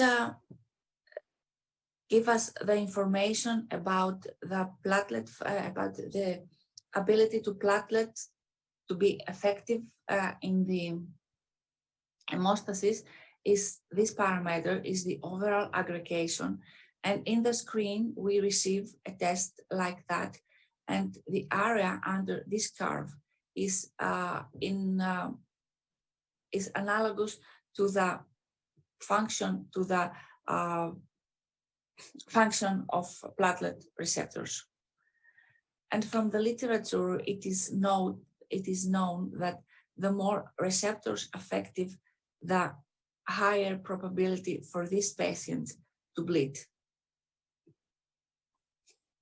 Also the cutoff value in order to decide if the receptor is seriously blocked is yet to be defined. And in the literature, there are ongoing studies regarding this issue. The guidelines also recommend to make an individualized heparin and protamine titration during cardiac surgery. And this is possible with this point of care device. In this way, every patient is different, so that's why not one size fits all. So we introduce patient data, and we introduce also the ACT value that we target, and then the machine estimates the heparin dose necessary for this patient. And one also very valuable information is the sensitivity to heparin, because of the differences in the levels of antithrombin 3. Every patient is different regarding sensitivity to heparin. With this method, we have a more precise information about how much heparin our patients need in order to achieve the desired ACT target. The machine measures current heparin levels, and this way we individualize protamine dosing at the end of the surgery, and we give exactly what the patient needs. And of course, even in very low concentrations of heparin, with the use of the appropriate cartridges, we can exclude residual heparinization, which is a common reason for bleeding after surgery. And this slide concludes our point of care coagulation management.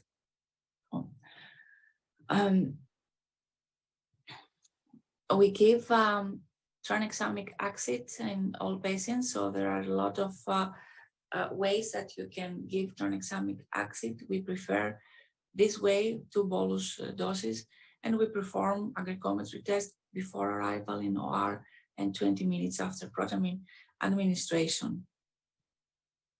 Heparin level guided heparin management. And when we have a long procedure, and because MiECT is a completely closed system, we can also give heparin continuous intravenous in a dose, inappropriate dose. That's from our pilot studies, we found that this dose, which is proposed also for ECMO system, is adequate and effective when surgery on MiECT. And thromboelastometry test in case of bleeding or in case that severe postoperative bleeding is dissipated. And the individual and the titration of heparin and protamine, not just giving heparin based in a fixed scheme. And this is the algorithm that we follow. This is a point of care guided algorithm that we follow with minor changes the last years. And this slide concludes all the reasons that the cardiac surgery patient can bleed. So we rule out residual heparin, we check platelet function, we check fibrinogen levels. In case we need, we replace factors, and of course, prevent, rather prevent than treat fibrinolysis with a preoperative administration of tranexamic acid. And I want to share with you some results of our ongoing studies regarding coagulation. We study 75 patients scheduled for elective cardiac surgery on MiECT using impedance agricometry and using thromboelastometry at the time points before anesthesia, induction after protamine, and throughout surgery.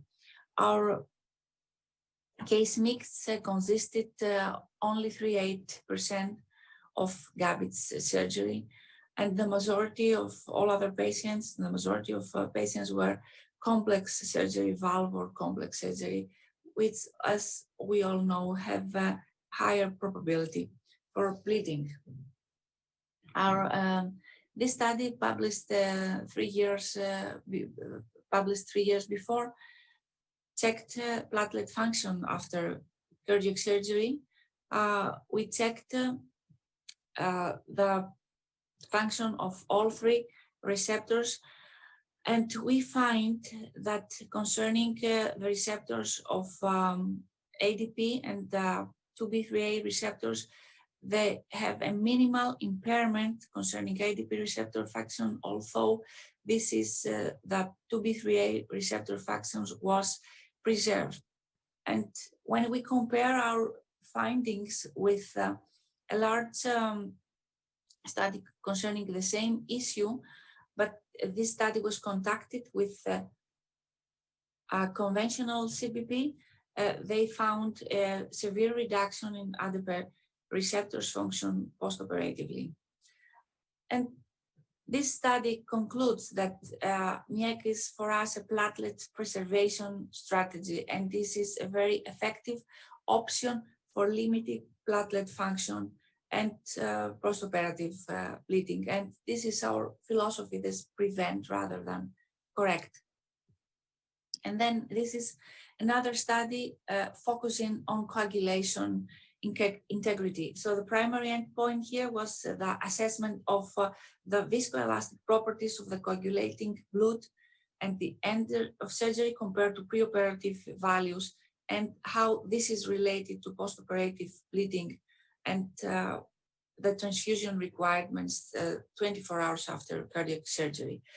We measured fibrinogen, platelet count, and this is another parameter, the platelet component, which could be derived from the difference in maximum clot elasticity between those two tests performed in thromboelastometry. And we find that despite the significant reduction in fibrinogen levels postoperatively compared to baseline, compared to preoperative values, this parameter, the maximum clot elasticity, was preserved. And this was despite the absolute reduction in the platelet numbers. Concerning postoperative bleeding, we were very happy to see that the majority, the 74% of our patients were classified in bleeding class 0, and this means minimal bleeding after cardiac surgery, less than 600 ml, and no transfusion at all. And of course, zero rate for re-exploration for bleeding. And concerning our transfusion requirements, I would like to comment that no patient needed fresh frozen plasma, and no patient needed platelet transfusion, and also use of fibrinogen in no patients, and only 10% of our patients need a prothrombin complex concentrates. I think this is really very, very nice result. So that's why we think that MiECT is a more physiologic approach to perfusion, and the application of point of care coagulation monitoring, and in association with the use of MiECT really upgrades the management from adequate to optimal. And concerning guidelines, 6 years before this, it was published the first position paper, and it was obvious even 6 years before that the MiECT,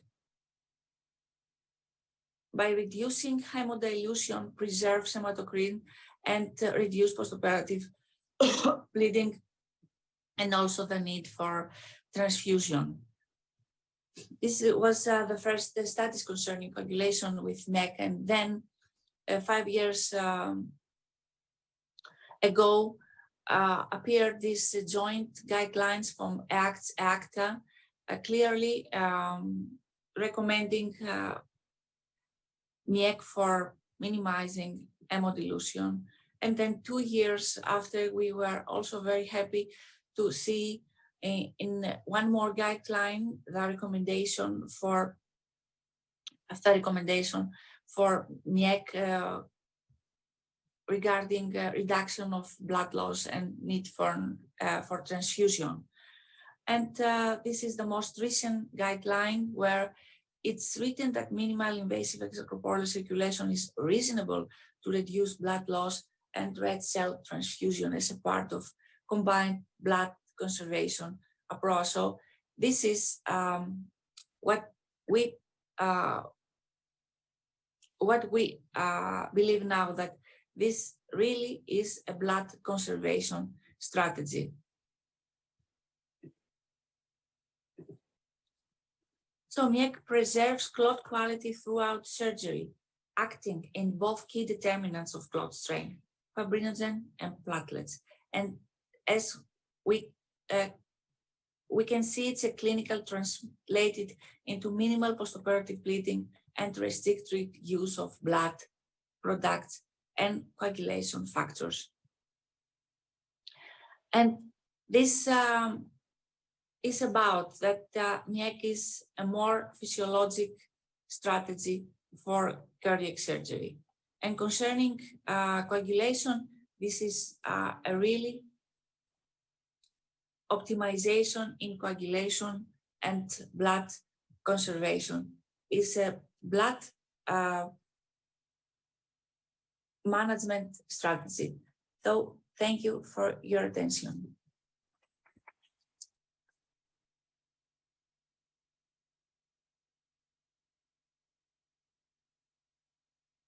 Thank guess that was a pre-recorded, so there's no opportunity for questions.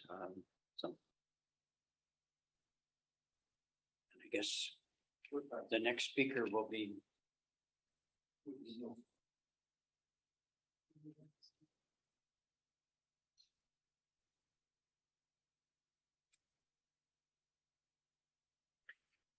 And if we could have the first slide, please.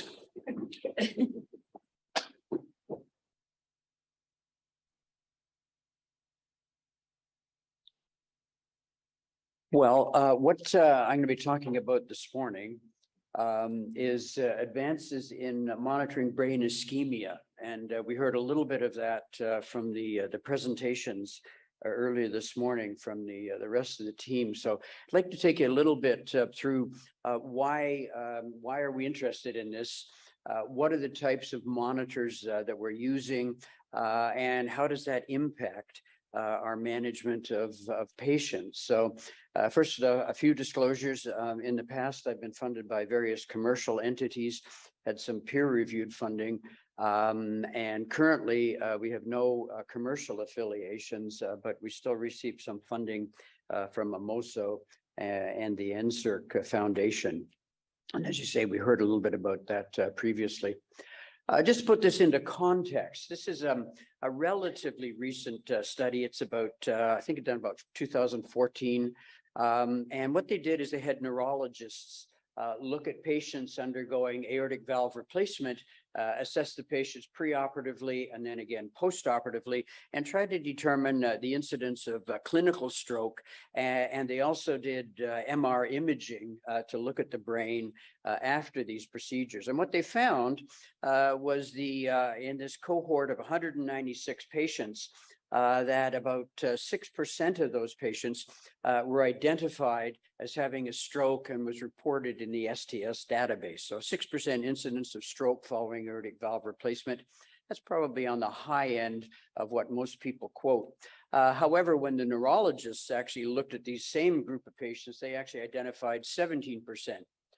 So 2 to 3 times higher than what was sort of the foot of the bed assessment. So if you really look closely at the patients, you find there's a higher incidence of postoperative stroke. And what was very interesting, when they did MR imaging, even on the patients who had no identifiable changes in their neurological assessment, you had an incidence of 54% of the patients who had no obvious signs still had evidence of microinfarctions in the brain. So what this is telling us is that subclinical stroke continues to be an ongoing and underappreciated problem, and that, again, the primary mechanisms seem to be related to either microgaseous particulate emboli and hypoperfusion. So really, clinical injury is just the tip of the iceberg, and obviously there's a continuum from clinically silent lesions to those patients from the foot of the bed. You can tell they've obviously had a significant neurological injury. So why are we doing this? Well, obviously, part of this is research-based. And of course, doing research, it can be quite expensive. You need a degree of expertise. And of course, you have to have the availability of both subjects and the staff to do the investigations. But one can use transcranial Doppler, retinal fluorescein angiography. We can look at jugular venous saturations, xenon cerebral blood flow studies, multi-channel EEG, functional NIRS. So there's a whole range of ways of looking at end organ, particularly the brain, before and after and during these procedures. And the whole point is to try to come up with some insights into the mechanism of injury, and then have hypotheses as to what type of steps we can take to try to reduce these types of adverse occurrences. In the clinical arena, then again, the ability or the availability of devices tends to be a function in part of the expense Of these, I think currently NIRS sensors in some centers are anywhere from about $75 to $150 each. So yeah, even doing these types of monitoring clinically can be relatively expensive. And one needs some degree of expertise. Put this monitor on, you need to know how to interpret it. What is it telling us? And so the types of things one can use, as I say, is NIRS. We can use processed EEG to look at depth of anesthesia, or in a number of centers, we do nothing. It's too expensive. We don't have the facility. We're not interested, various reasons.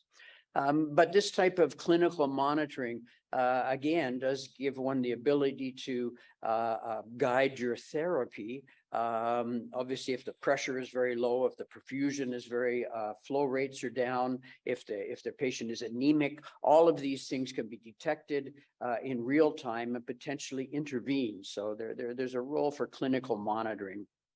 So what types of monitors can we use?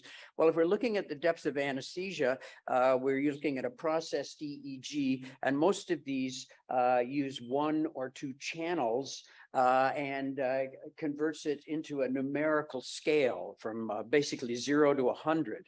100, it's an arbitrary scale, but 100 is a patient who's wide awake, got normal EEG activity, and it goes all the way down to 0 when, for example, you either turn off the pump or you give a large bolus of propofol.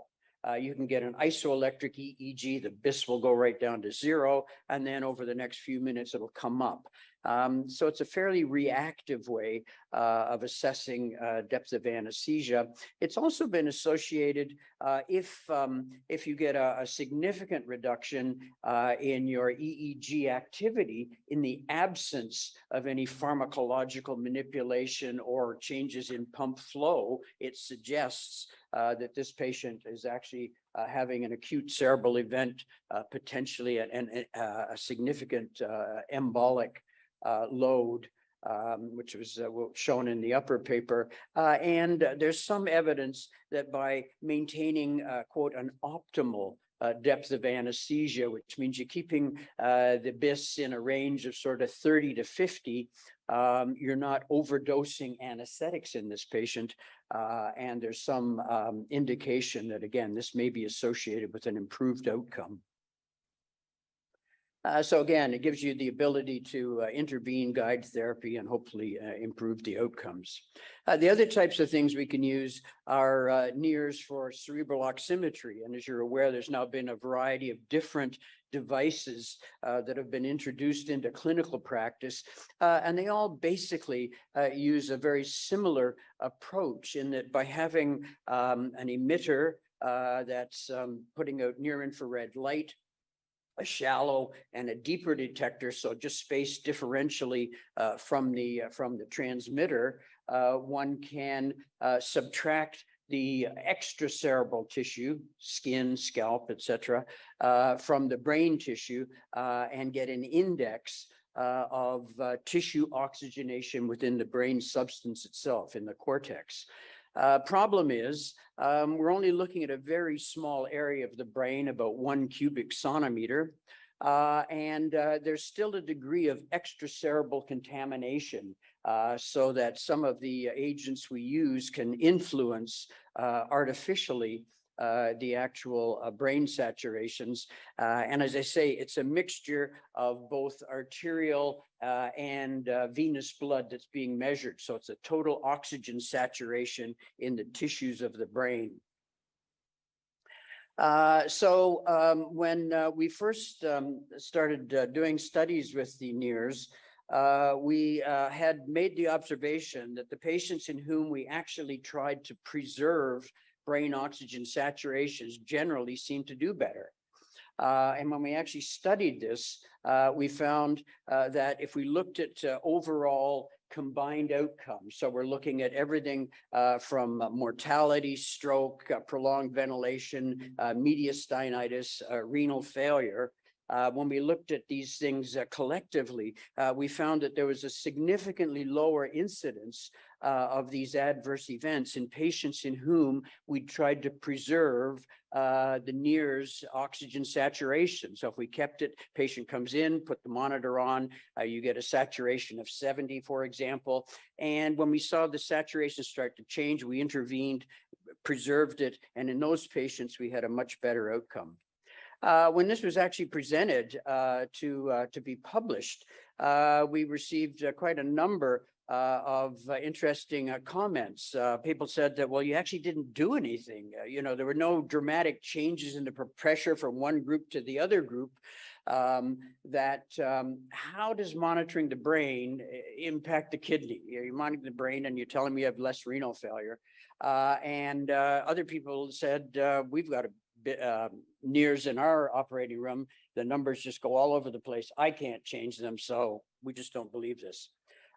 We managed to address most of these issues and came up with this hypothesis that actually, if we monitor the brain, because the brain's most highly autoregulated, so that if the brain saturations are going down, it implies that the perfusion of that patient, whatever that is, whether it's the flow rate, the hemoglobin, the carbon dioxide, one of these parameters is suboptimal, and therefore the brain's desaturating. And if the brain is desaturating, what's happening to the kidneys? What's happening to all of the other organs that are similarly being perfused, presumably in a suboptimal way?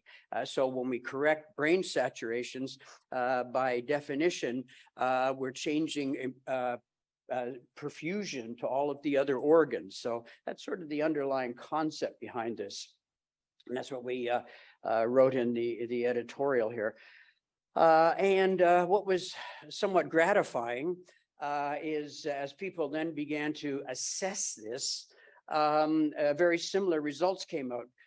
This is the group from Johns Hopkins with Chuck Hogue and his colleagues. They looked at a large sample, 450 patients undergoing coronary or valves, and they were looking at dynamic cerebral autoregulation, which we'll talk about very shortly. But basically, when the patient is outside of their autoregulatory range, the brain saturations are going down. So it's sort of a different way of looking at the same phenomenon that we had observed. And they found that, again, the amount of desaturation or the amount of time the patient spent below their autoregulatory threshold was strongly correlated with a variety of adverse events. Same type of phenomenon we found. Major organ morbidity and mortality was strongly associated with desaturations when the perfusion pressure was lower than their autoregulatory curve. Again, corresponding with what we had identified. The other thing was we had shown that if you understand brain physiology, oftentimes we can remediate these desaturations. So we came up with a protocol that basically looked at things as the mean arterial pressure within the patient's normal autoregulatory range. If not, increase the pressure. What are the systemic saturations? Most importantly, what's the CO2? Are we hyperventilating the patient, hypoventilating the patient? Because as we know, carbon dioxide is one of the most potent determinants of the integrity of brain autoregulation. So we can completely disrupt brain autoregulation if our CO2 management is unphysiologic, anemia, et cetera, et cetera. So by going through these steps, we showed you could actually reverse them. And now there's been at least 3 trials. This is one of the first ones, single center, 300 patients. They found 88% of the time by using the algorithm, they could get the brain saturations to come up to normal. This was in a multi-center style, 8 cardiac centers. They found 97% of the time they could actually improve brain saturations. Similarly in the US, 235 patients, they found 92% of the time. So the message is, rather than being a random number generator, that the brain oxygen saturation actually gives you an idea of whether or not the brain is being adequately perfused. This was another way of looking at this, and what they found, and we'll talk about cerebral autoregulation very shortly, but they found that up to 20% of patients during bypass didn't have any autoregulation. You couldn't detect that. What does that mean, no cerebral autoregulation? Well, it says you have pressure passive cerebral blood flow. If the pressure falls very low, there's going to be no flow to the brain, or flow to the brain goes down. Conversely, if the pressure gets high, you'll get excessive flow. And back in the day, people thought, well, this is the brain. Some flow is good, more flow has to be better. Yes, unless you realize that we have microgaseous, microparticulate emboli. So if we're delivering more flow up to the brain, you're potentially delivering more emboli and other adverse events.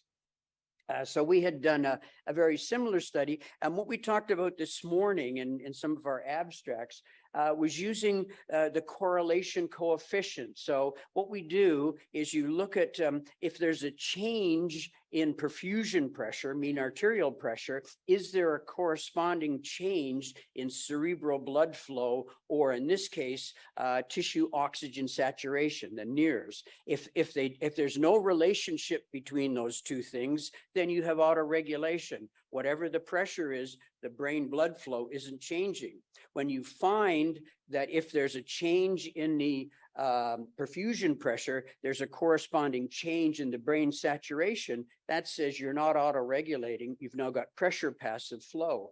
And so by doing a correlation between the pressure change and the flow change in the brain, or the NIRS change in the brain, you can demonstrate whether or not there's autoregulation. So the first one, the arrow, is showing, and arbitrarily one says if the correlation coefficient is above 0.4, then it says they're correlating very strongly. Pressure changes and changes in brain perfusion correlate, so there's no autoregulation. If they don't correlate, then there is autoregulation. So the arrow then, everything to the right side of the arrow shows their autoregulation, but when the pressure gets below, in that case, 65, the pressure, patient's no longer autoregulating.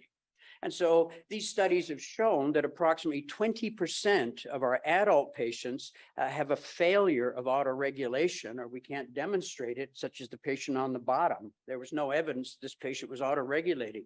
His brain blood flow was directly corresponding to perfusion pressure. So this seems to be a real phenomenon. And when we talk about autoregulation, what we're saying is that in the yellow part, the flat part of that curve, it means that the brain blood flow is independent of perfusion pressure.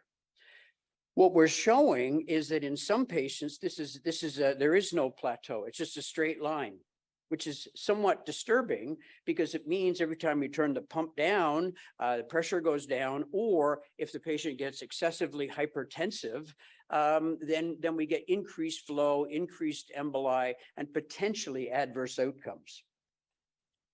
And as you know, if you think about it, the reason that this is a plateau is because the brain's autoregulating. In other words, if the perfusion to the brain, if the brain blood flow is going down, the vessels will dilate. If the flow is coming up in excess of the metabolic needs, and that's the key, flow metabolism coupling. So the metabolism should drive the amount of perfusion to the brain, and that's that autoregulatory curve. And in order to do that, you have all this active response of the cerebral microcirculation to maintain an adequate and appropriate level of flow corresponding to the level of metabolic demand. And so it's changes in this that we think are detrimental. And so it's the ability of the brain to autoregulate that preserves all these parameters. And it's very difficult to measure brain blood flow directly. And so people have looked at other correlations, starting out making a correlation in head injured patients between changes in flow and changes in intracranial pressure. And then they said, well, we can use transcranial Doppler. We can look at flow through the middle cerebral artery, for example, and show whether or not it correlates with changes in perfusion pressure. And then they said, well, we can also do the same thing with brain sats. We can now do that with these new modalities of laser-based NIRS to assess actual cerebral blood flow in general. This is a very old study we did a number of years ago. And what this was showing is that our clinical management, in this case, pH stat versus alpha stat, that if we do a pH stat, in other words, you increase the amount of carbon dioxide to compensate for the changes in temperature, it's actually excessive CO2. The brain is passive, vasodilates, and so you end up with no autoregulation. So the bottom curve is showing that there's a relationship directly between the perfusion pressure and the cerebral blood flow. Pressure goes up, flow goes up, pressure goes down, flow goes down.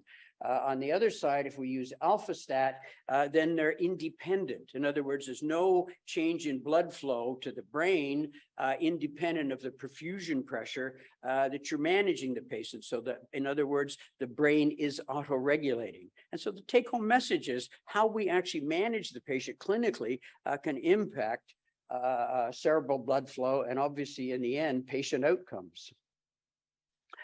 What are the other limitations? Well, as we mentioned, because of the way these devices work, there's still a certain amount of skin contamination that we see. And so people have been able to show that cutaneous vasoconstriction. So if we're using something like phenylephrine or a other pure alpha agonist, we can get cutaneous vasoconstriction, and that will tend to drive down the measured oxygen saturation, not because the brain is ischemic, but because you got extracerebral contamination.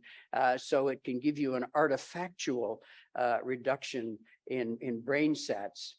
The other thing is it's highly regional. As we say, we're looking about 1 centimeter in the frontal regions, and it's evidence that patients can have normal brain saturation measurements, but still have a major adverse event. This has been reported.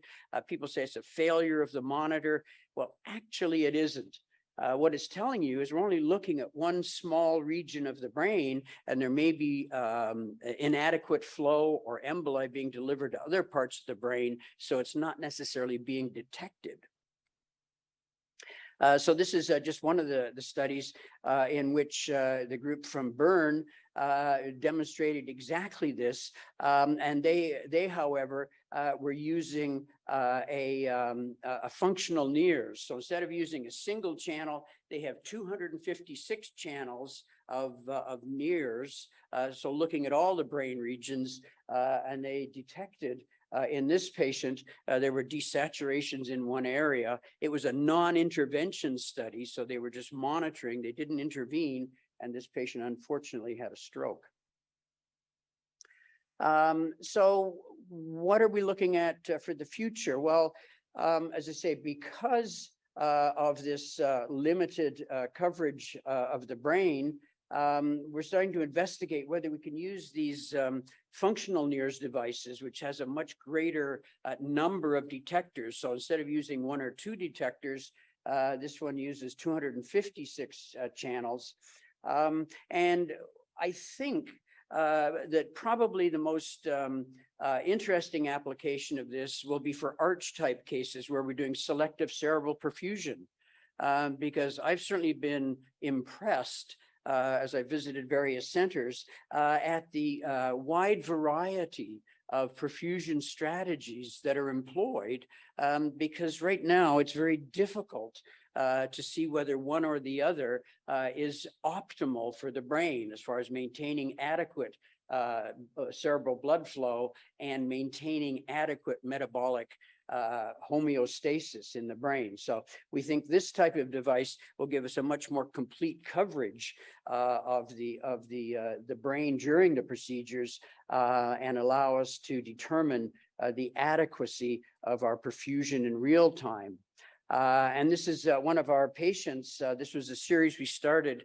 Unfortunately, this is sort of the start and the end of this series because COVID happened. So it's sort of a proof of concept, but we're able to demonstrate in this patient that in the operating room with all the electrical interference, all of the other phenomena that go on in the operating room, that we're able to get reliable signals. We were able to monitor this patient's brain continuously. And we're particularly interested in what's happening in the posterior circulation, because again, the commercial nears, we're looking primarily in the frontal region. So we think this is something we hope to investigate moving forward in future cases once we get our clinical caseload back up.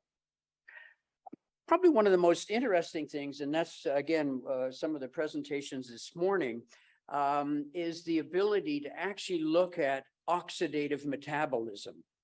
And if you think about it, everything, all of our clinical measures, whether it's an adequate cardiac output, hemoglobin, carbon dioxide, everything that we're usually monitoring is ultimately trying to determine whether or not we've got sufficient substrate delivery, enough oxygen getting up to the brain to preserve oxidative metabolism. And what we can do now is we can actually measure cytochrome C oxidase. And as you may recall, that's the final step in the electron transport chain that allows you to generate ATP. So oxidative metabolism then is what keeps our functions working, and it tells you that the brain, this part of the brain tissue, is being adequately perfused, and so the normal metabolic processes are occurring. So we think in the future, because of the concerns about extracerebral tissue, the contamination in the conventional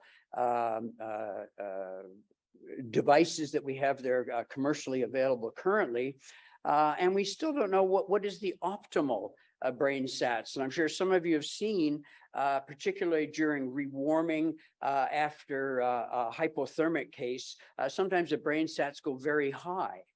And we don't know if that's appropriate or not. What it's telling you is the amount of oxygen going up to the brain, presumably the amount of blood going up to the brain, is very high and maybe in excess of what's actually being required. And up until now, we haven't been able to make any interpretations of that, but we're quite hopeful that if we can actually measure cytochrome C oxidase, then it'll give us an index that the brain is being adequately perfused. And if we can measure cerebral blood flow at the same time, we can find out whether flow is excessive, is normal, or it's actually low, and how does that impact cerebral metabolism. So as you heard earlier today, we're looking at two quite novel devices. One is broadband NIRS, and what this means is we use basically white light. So instead of being near infrared, it's a very wide spectrum of light that's being shone on the brain, and because the cytochrome C, it's been very difficult to measure because its signal is much smaller than that of oxygenated and deoxygenated blood, the chromophores you heard about earlier. Those substances will take most of the near infrared light and won't allow you to detect changes in cytochrome C oxidase. So by using multiple detectors, we can tease out the signal coming from cytochrome C oxidase and uncouple it from the oxygenated hemoglobin, deoxygenated hemoglobin. So we think this is quite a novel and very interesting way of, as we say, measuring the metabolism of the brain in real time. The other thing is diffuse correlation spectroscopy. And this is sort of an entirely different approach. This uses a single monochromatic laser. So it's rather than being a broad range of light waves, we're measuring one very specifically. And because moving blood cells tend to change the reflectance signal, you can actually use that to determine microcirculatory blood flow. So in other words, by combining these two devices, we can actually look at the microcirculation in the brain, determine whether blood flow is going up, whether it's unchanged, whether it's going down, and what is the impact on brain metabolism, what's happening with the cytochrome C at the same time. And so my colleagues this morning presented some of our very preliminary data starting to look at this. But again, the idea is the more we understand about the underlying physiology, the more we'll be able to interpret what goes on clinically and potentially improve some of our patient outcomes. So I think this is a major advance because back in the day, it was a very invasive procedure. If you wanted to measure brain blood flow, we were using a radioisotopic xenon. We could only do intermittent measurements. We had to cannulate the internal jugular vein retrograde so we could sample blood coming out of the brain.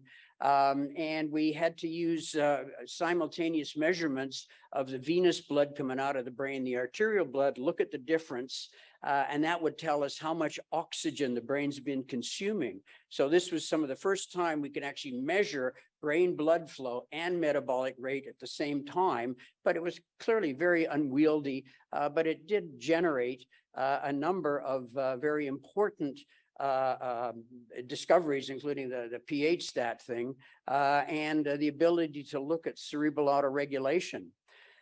So the real advance now is this. This is what we're talking about. This is the type of device that we're now using. And so it's a continuous measurement.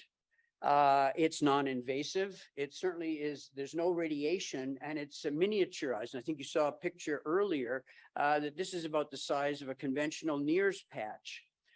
So we think that these type of devices should hopefully give us further insight into how we can best manage our patients during bypass and during other situations. So this is just one of the examples of the fidelity that we have with these devices. And what this is a patient, this is before and after aortic valve replacement. And what it's showing you is you see the scale before bypass, the aortic, what would we say? This is the perfusion in the microcirculation. In a patient with a stenotic aortic valve, there's a change from about 1 to 4 because you've got a stenotic valve. After the valve's been replaced, we have much better flow. And in fact, the pulsatility index has gone from 1 to 4 to 1 to 6.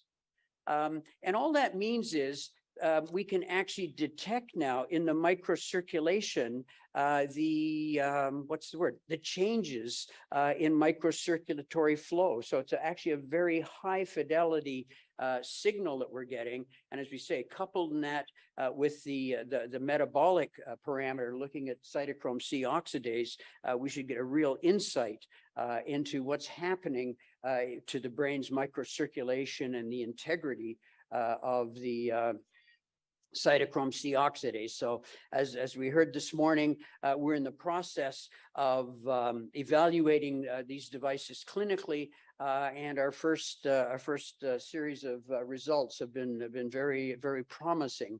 So we think, again, this should be a very useful technique in the future. So we think that the ability to monitor brain oxidative metabolism and regional blood flow continuously in real time can have a potentially important impact in a diversity of different cardiac settings during bypass, selective cerebral perfusion. That's something we're particularly interested in, ECMO, LVAD, all these other situations. And it also has applications in other high-risk patients who, and we're going to hear a little bit, I think, tomorrow about the COVID patients on ECMO and some of the intracranial problems we'll be having with those patients. So I think this type of technology, these types of approaches are going to give us valuable insights into what's actually going on in the brain under various clinical circumstances, and again, potentially improve outcomes. So I'd like to thank you for your attention. And if there's any questions or comments, I'd love to hear them. Thank you.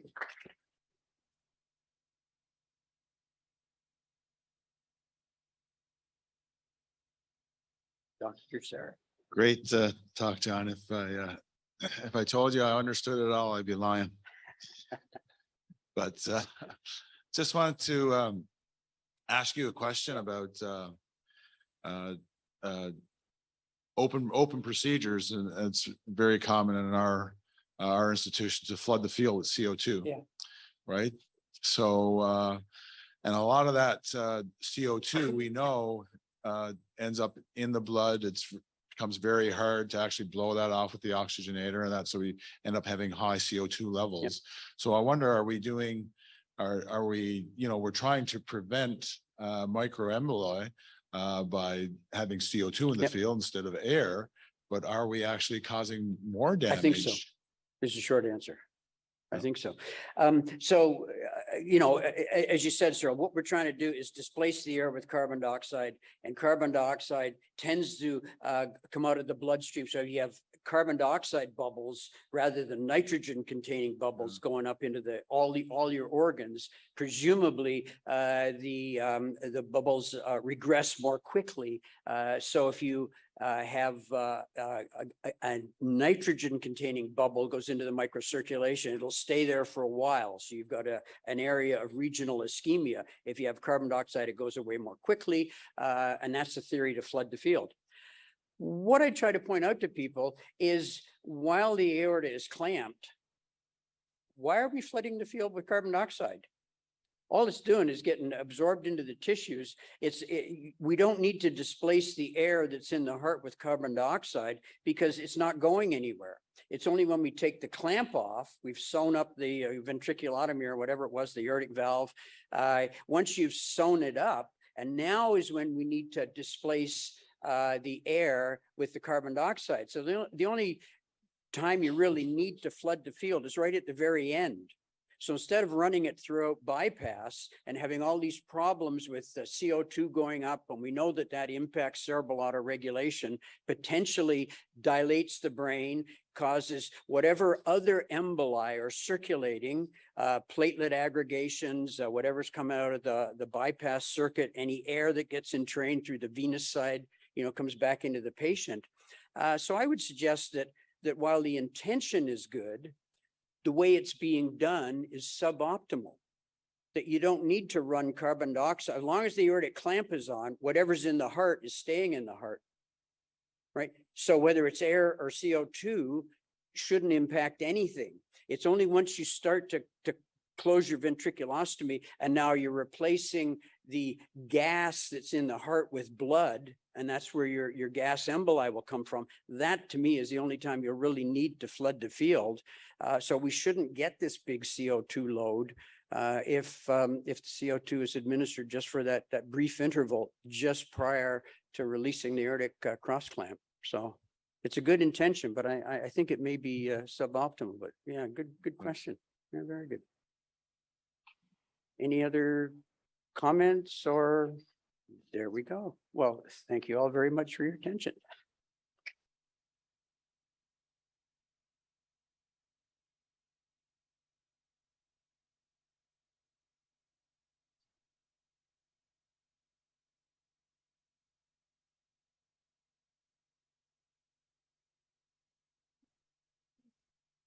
So the topic of, good morning, everyone.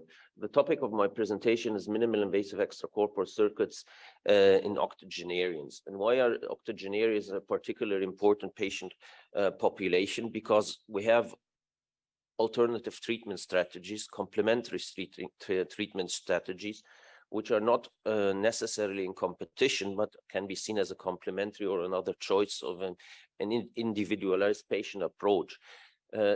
Further, we have seen from the STS database that when we go into more complex cardiac procedures, then morbidity is going up. But the same thing goes when you go to more complex patient population, and definitely octogenarians with their comorbidities, with their frailty, are a particularly interesting patient population where we can expect to get a better result if you used a better perfusion circuit. And finally, because the number of octogenarians is going up in our general population, maybe 10 years ago, we rarely operated on a patient who was above 80 years of age, maybe once a week or something. And now, currently in Germany, 15% of our patients are actually octogenarians.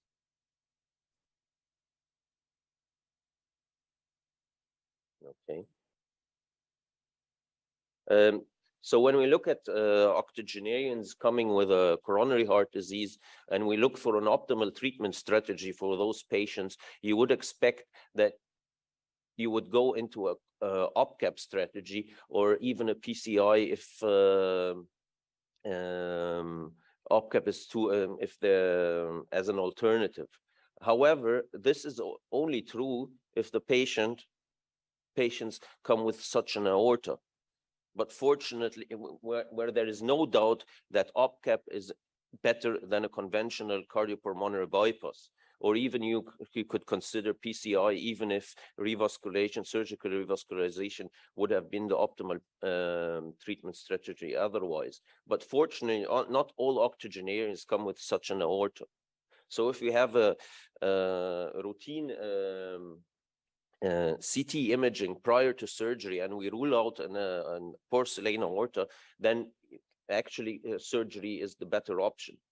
So the question is off pump the better treatment for those patients in general without a porcelain aorta? And this is the result of a GOPCAP trial. It was a prospective randomized multi-center trial in German population. The mean age of the patients was 75 years and above. They had a logistic Euro score of 8 in the mean, and they expected that this is a suitable population to show that OPCAP was superior to conventional cardiopulmonary bypass. However, they didn't find a significant difference in their cumulative outcome, which is a composite of death, myocardial infarction, stroke, repeat revascularization, or new renal replacement therapy. In particular, they didn't find a significant difference in the incidence of strokes between both treatment arms, but they had a significant higher incidence of repeat revascularization in the OPCAP group within the first 30 postoperative days. And put in mind that the surgeons who performed these operations on an average had more than 500 off-pump procedures, so their learning curve was at their peak. Those were really experts in OPCAP surgery. Further, if you look at the cumulative outcome, composite outcome at 12 months, you didn't find any difference between both arms. And the point is, when you go in, you prefer OPCAP, which is somewhat more challenging for the surgeon, it is not enough to show that you are non-inferior. You have to show that you're superior in your therapy, which definitely isn't the case. And when they looked at the 5-year results for survival results, they didn't find any difference between both groups. Further, they showed that their results on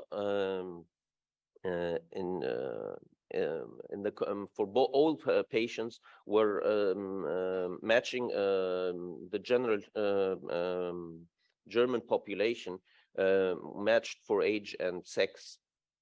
So the overall results were good, but we didn't find any superiority for APCAP in a population where you would have expected that. This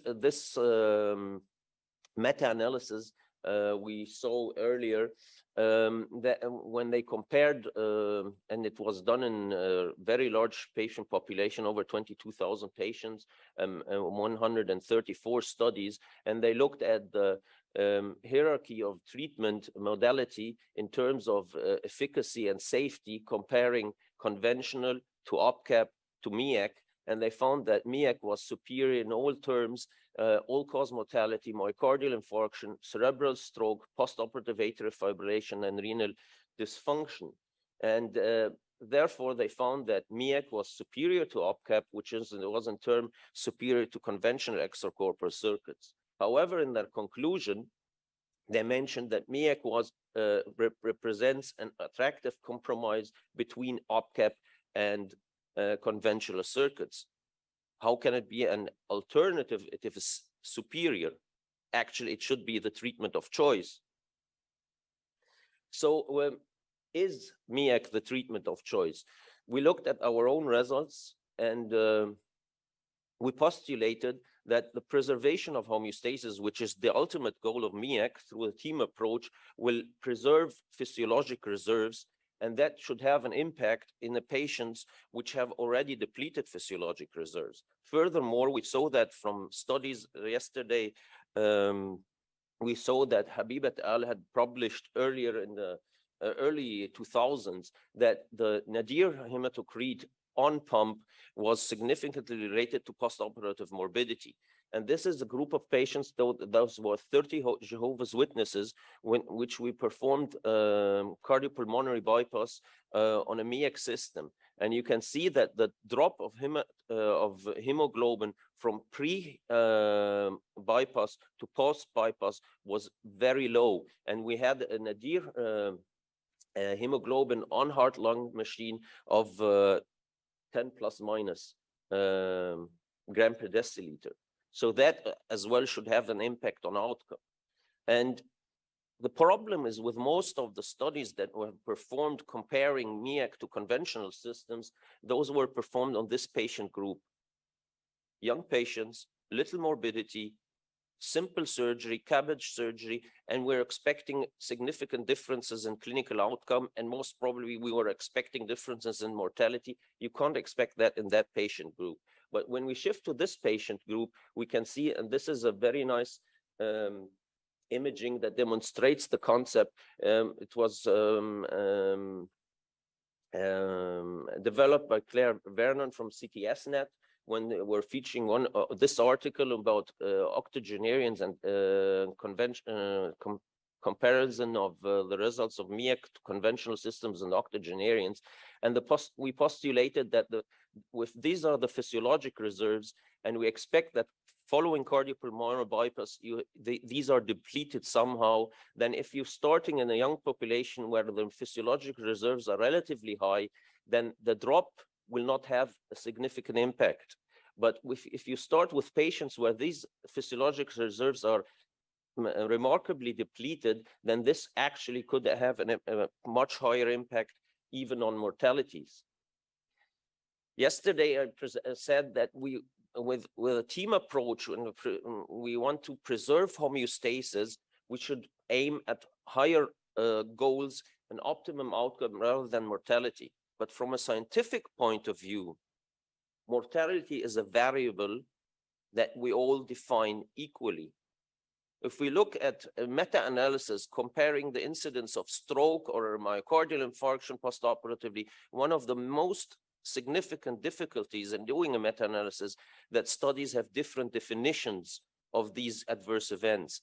But mortality has a universal definition, and it knows no grayscales. It's either white or black. The patient is alive or is dead. We can define if it's in hospital mortality, 7 days postoperative mortality, 30 days off, but mortality is mortality. So we had a look at our own data, and we looked at how many patients we had done with coronary revascularization with a MiECT or a conventional system. between 2003 and 2010. And I'll come back to why we chose this time period. And we found that we had performed CABG surgery in 170 versus 155 MiECT versus conventional.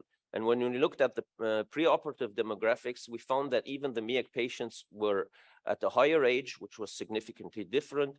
We had a higher incidence of renal dysfunction, and we had a higher incidence of moderate left ventricular dysfunction. Nevertheless, the mortality among the MiECT patients was significantly lower than in the conventional system. However, these were not propensity score matched. So we did the propensity score matching, and we had to look at several co-founders. One of the first things we had to ask ourselves, is this time frame from 2003 to 2010 reasonable? We predicted that at that time point, we didn't have enough circuits, mini circuits in our department. We were performing cardiac surgery in 3 to 4 operative theaters, but we only had 1 to 2 MiECT systems. So we could said that the choice were dependent on availability. So we thought that these variables would match somehow, and we thought that the number of cases during the whole time period would match, which was actually the case. But there were other confounders which we had to look at. We had to look if the time frame would play a difference, meaning that if our mortalities went down from 2003 to 2010, while a number of MiECT cases were going up, then this was time related, but we see in the graph that this wasn't the case. Our mortalities were relatively constant during that time period. The second thing we had to look at if it was surgeon dependent. And we looked, these are the number of cases per surgeon. So in every line, you have one surgeon performing either with MiECT or with a conventional system. And the red ones are the mortalities of those surgeons. And we found that there were no significant differences regarding surgical impact. So we did a propensity score matching, and after propensity score matching, we saw that the pre-op demographic variables and preoperative risk variables were matched, but we still had a significant difference in 30-day mortality, which even became larger when we looked at the 90-day mortality, and we had a higher incidence of respiratory insufficiency. We defined respiratory insufficiency as a need of re-intubation because that is a clear definition. Nevertheless, we had a significant difference in favor of the MiECT, and we had a lower incidence of low cardiac output. And we had a difference even in transfusion rates, although these octogenarians are typically patients where we have a lot of transfusions, where most of us are more liberal than with younger patients, but still we had a significant difference in the transfusion rate of red blood cells, and not only in the rate, but also in the amount of transfusion. So we said, let's have a look at the even more complex patients. And we looked at our patients who got an aortic valve replacement with or without myocardial revascularization. We did a propensity score matching, came up with 52 patients in each group. And we found that there was a significant difference in the transfusion rate. And we saw that there was a difference in the 90-day mortality. 30-day mortality was not significantly different, but with these were lower patient numbers. So if the patient numbers were higher, most probably you would find a significant difference in the 30-day mortality, but you found a significant difference in the 90-day mortality, which is most probably a more reasonable time frame where you would look for in octogenarians, because a lot of those are still dying between the 30s and 90 postoperative day. And if you look at the logistic Euroscore, it was much higher, but they matched, and the ages matched as well. So that gave us the idea that most probably we should look at isolated AVR, and we should look at what is the ideal option for an octogenarian. Is it really a TAVI, which would be the primary choice for isolated CABG, for isolated AVR nowadays? And we see that, although I say that we have to seek an individualized patient approach, and that TAVR is definitely has its merits, and it should be the treatment of choice in high-risk patients, but we have publications that are even considering TAVR for low-risk patients. And one of the main differences that they're finding is the differences in the incidence of atrial fibrillation and transfusion requirements, and both are issues where MiECT is superior to conventional systems. Furthermore, if you look at the studies that have compared SAVR to TAVR, most of these studies included patients who, once randomized to the surgical group, they got concomitant procedures that they wouldn't have got if they went into the TAVR group. So these concomitant procedures either increase the risk of these patients, so they shouldn't have been compared to isolated aortic valve replacement using a TAVR. But the incidence in most studies was about even reached 22%. They got additional CABG where the pathology was neglected once they got the TAVR. So you're increasing the risk, but still comparing the patients. Even some of those patients had previous CABG or previous operations, which if I came up with a study comparing two surgical arms, AVR to AVR plus CABG, everybody would tell me that's nonsense. But once I go into these studies, they've done so. And further, none of those studies used a MiECT in their conventional group. So if we think that MiECT is superior, then at least if we're comparing surgery to TAVI, then we should compare surgery using a MiECT. So we looked at our patient collective and asked if MiECT would be an option rather than TAVI in at least in low-risk patients. And we found that looking at our data, we found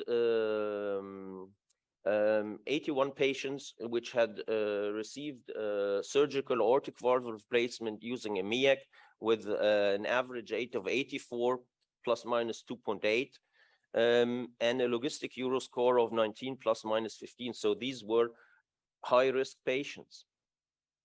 And if we looked at the mortalities of this surgical arm, we found that from the 81 patients, only a single patient died.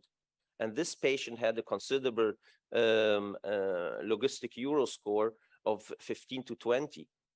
If we look at the transfemoral, and we're only looking at the transfemorals, and we know that the results of transfemoral are better than transapical. And if you look at the transfemorals, we had 142 patients, but we have even patients dying in a low-risk patient group. So we did the propensity score matching, and that following propensity score matching, the patients had the logistic Euro score of 20%. And we had a much higher rate of urgent procedures in the surgical arm than in the TAVR arm. Once you go into surgery, although you say that the incidence of atrial fibrillation will be definitely higher than in your TAVR arm, at least you have the option to resect the left atrial appendage or do a concomitant MACE procedure, which definitely will reduce your risks. If you look at the mean gradient or the performance of the valves, there was a better outcome with the TAVR, but still these are good results. The mean gradient of 14 plus minus 5, but we have a higher incidence of paravalvular leakage. A leakage of more than one was never seen in the surgical arm. A paravalvular leakage as a whole was 60% in the TAVR arm, and even greater than 7%. And this has to have its toll on long-term outcome. And if we look at the 30-day mortalities, we find that the SAVOR arm, we had a mortality of 1.5%, logistic Euro score 20 plus. Yeah, 1.5%, a single patient died, while in the TAVR arm, we had a mortality of 6%. So most probably, if the numbers were higher than 68 versus 68, we would find a significance, but in this patient population, we didn't. And again, if we're comparing, this is much more expensive.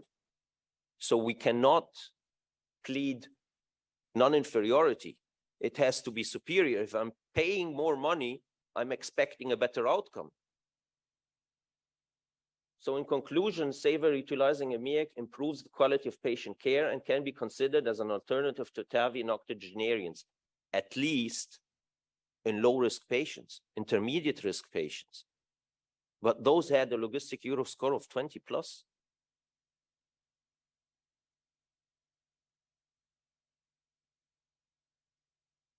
Sometimes small differences make, small changes make great differences. One of the differences between humans and apes is that we can communicate better. And we should not give up on this evolutional advantage of humankind just because we've become cardiac surgeons or anesthesiologists or perfusionists. So the key role is communication and knowledge, knowing what the other is doing. And we shouldn't give up on this advantage, because the cumulative effect, the synergy between the good performance of a cardiac surgeon, a perfusionist, and an anesthesiologist will be an added sum of more than 3. If we don't communicate well, the cumulative effect, the synergy is lost, and the cumulative effect will be less than 3. Thank you very much.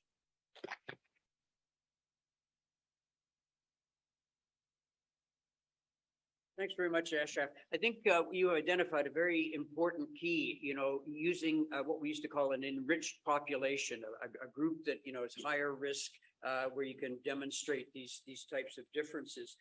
And it struck me, doing TAVIs that, we tend to accept paravalvular leak much more than one would after a surgical procedure. So it seems as though the goalposts are being moved as to what's an acceptable outcome, one procedure versus the other one. But I think that's a very important. And that's why you have to show superiority. Yeah. If you're accepting a performance that is lacking perfection, then at least you have to show that you're superior in terms of long-term mortality, in long-term perioperative morbidity. But that's not the case, at least in low-risk patients. Any other questions or comments from the audience? Well, in that case, thank you very much. And I think we have a half-hour break for coffee in the exhibit area. So we'll join here again at 11 o'clock.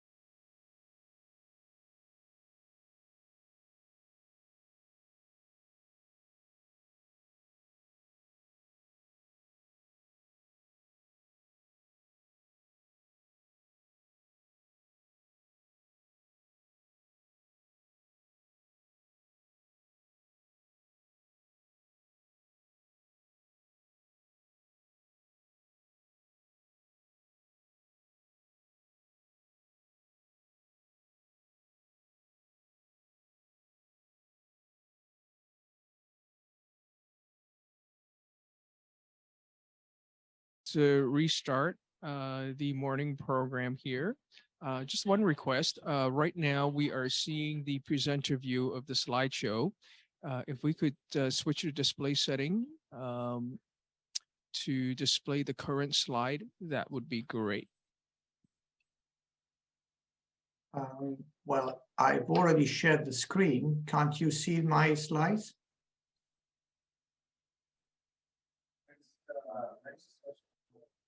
Let's get the mic going.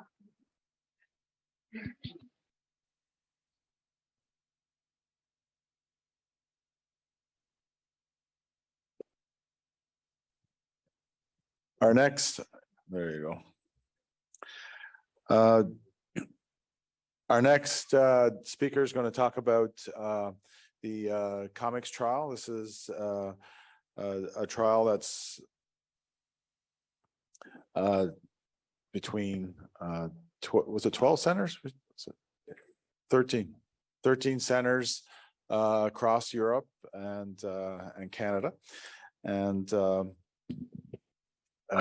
with the goal was Good afternoon, gentlemen. 3,750 Can somebody swap the cases display setting? We in are each currently arm. seeing display view Unfortunately, here. due to Presenter view COVID, here. it really slowed down the trial, and so we kind of stopped a bit early. So we have Dr.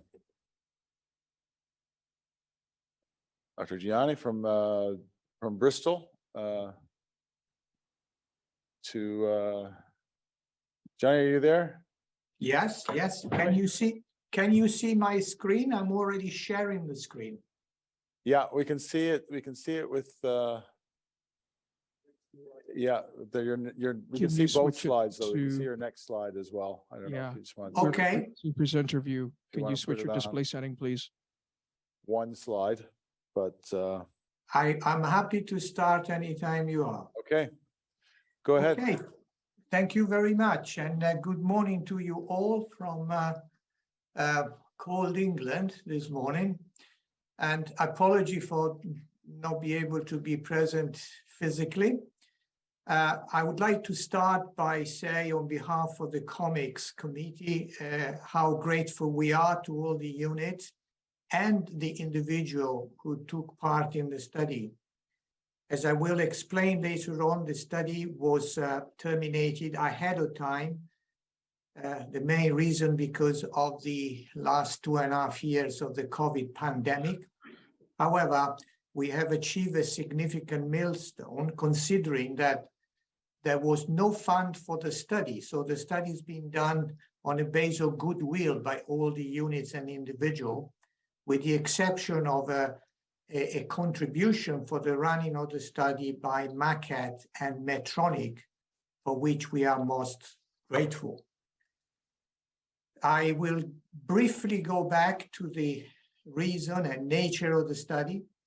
The aim of the study was to test the hypothesis that MiECT is effective and cost-effective when compared to conventional cardiopulmonary bypass for most cardiac surgery operation using obviously cardiopulmonary bypass. And from now on, I will refer to MiECT and CHECH for simplicity. The objective was to estimate a difference between the two techniques in terms of percentage of participants having the primary composite outcome at 30-day postoperatively. We also had secondary outcome and cost effectiveness of the two techniques. The inclusion criteria were any patient age 18 to 85 having elective or urgent isolated CABG, isolated aortic valve replacement, or aortic valve replacement in combination with CABG. The exclusion criteria were any emergency or salvage operation, major aortic surgery, contraindication or objection to blood transfusion, and abnormality in the clotting or clotting disorders. As far as the MiECT system was concerned, we stipulate and he had to do a type 2, 3, or 4 system as described by Anastasiadis in his paper in perfusion in 2015. And of course, the surgical team had to be familiar with the technique. The CHECH was very much conventional. There was the option of using coated oxygenator in a tubing or a centrifugal pump, but it was prohibited to use a soft cell reservoir or vacuum-assisted venous drainage, because otherwise we ended up with another system similar to the MiECT. We had 12 post-operative serious adverse events. It was a composite to 12 post-operative serious adverse events at 30 days. And here they are: death, myocardial infarction, reintubation, tracheostomy, gut infarction, either following laparotomy or post-mortem, mechanical ventilation longer than 48 hours, stage 3 acute kidney injury, stroke, reoperation, need for PCI post-surgery, sternal wound infection with dehiscence, and septicemia confirmed by microbiology. As you can see, these are all pretty hard endpoint. We didn't want anything soft like it's been done in the past, like, for example, inflammatory marker or some other biomarker. These are all very relevant clinical endpoints. Secondary endpoint were blood product transfused, length of ICU and hospital stays, serious adverse event, resource usage, and quality of life questionnaire. And this is the original trial as it was devised. As you can see, we had a sample size of 3,500 patients. The target difference was a ratio of 0.75, and the outcome in percentage of CHECH based on a previous randomized trial, Title 2 run in Bristol, was outcome between 15 to 18%. There were 14 centers who took place in the study. Here is a list of those centers. And this is what I'm sure you are interested to see.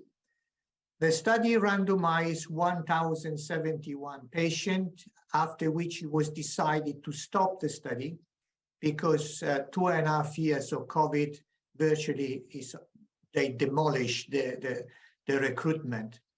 Also, something which I ought to mention is the fact that the percentage of primary endpoint events, it turned out to be rather lower than the expected 15 to 18%. I will come to that in a minute. Hence, these make the potential sample size even bigger than a 3,500 patients. Therefore, on the advice of the monitoring committee and all the participants, it was decided to stop and analyze the data, which I'm going to show you. So from the consort diagram, you can see on the left the number of patients allocated to CHECH, 536. Of these, 520 received the right allocated treatment, and there were 9 patients who received the wrong treatment, received MiECT. There are various reasons why this happened. I will try to give a little explanation later on, but I don't want to go into too many details, otherwise I'll be talking for an hour. In the MiECT group, there were 535 patients randomized, 503 received the correct treatment, and 29 received the CHECH treatment. However, the important slides is the next one here. The primary outcome was obtained in 522 patients receiving the CHECH, and only 2 of those then received MiECT. The primary outcome available for the MiECT was obtained in 517 patients, of which 519, there must be a couple of a zero mistake here, beg your pardon. And the CHECH was of the people who were supposed to receive MiECT, 15 actually received CHECH. As I said, there are all sorts of reasons why either because halfway through the operation or by mistake or some other things.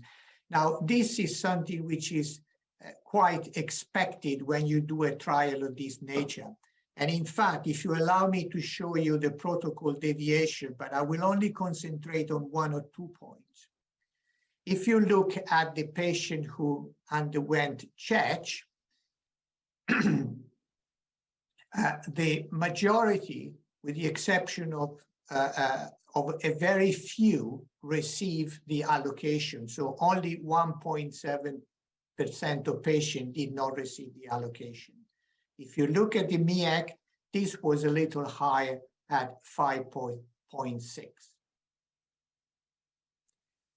Now, coming to the type of procedure, the majority of patients underwent coronary artery bypass surgery, 84.3 and 84.4, almost identical in the two groups.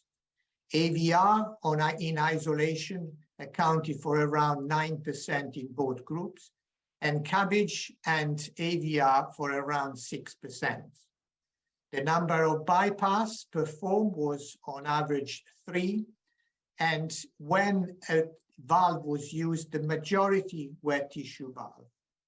11 and 12% respectively in the two groups were urgent, patient undergoing urgent priority treatment. Again, this is a very busy slide. I just want to highlight 1 or 2 things because the majority of the other characteristics are similar in the two groups, as a demonstration and the randomization work very well. The majority of patients, 83 and 82%, were male. The median age was 67. No great difference in terms of BMI. The Euro score, however, and I would like to draw your attention to this, was what you would call quite low, 1.25 and 1.22. And this is probably one of the reasons, as you will see later, when we look at events, this was significantly less than what we have anticipated on an initial sample size, which was based on a 15 to 18% event rate. A significant number of patients had pre-MI, a preoperative MI, probably because the majority of patients, as I showed you earlier on, were CABG. So if I had to summarize, these were pretty much bog standard everyday, relatively low to middle risk patient undergoing the majority elective or urgent cases, surgery. And here we are entering to some data in terms of results. Blood product in the first 24 hours. The use of red blood cell was higher in the CHECH when compared to the MiECT group. No great difference in terms of fresh frozen plasma or platelets or cryoprecipitates. There was also no much difference in terms of the lower intraoperative hematocrit reached during the procedure, or indeed on return to theater, or indeed 24 hours after the surgery. Same story for lactate. So with the exception of the red blood cell transfusion, the rest was very much identical, or similar, I should say, in the two groups. This is the conduct of the cardiopulmonary bypass. As you can see in the CHECH group, 96% of patients received the correct treatment, 0.4 receive the MiECT treatment. And if you look at the MiECT group, 3.3% of the patients in some way receive the CHECH treatment.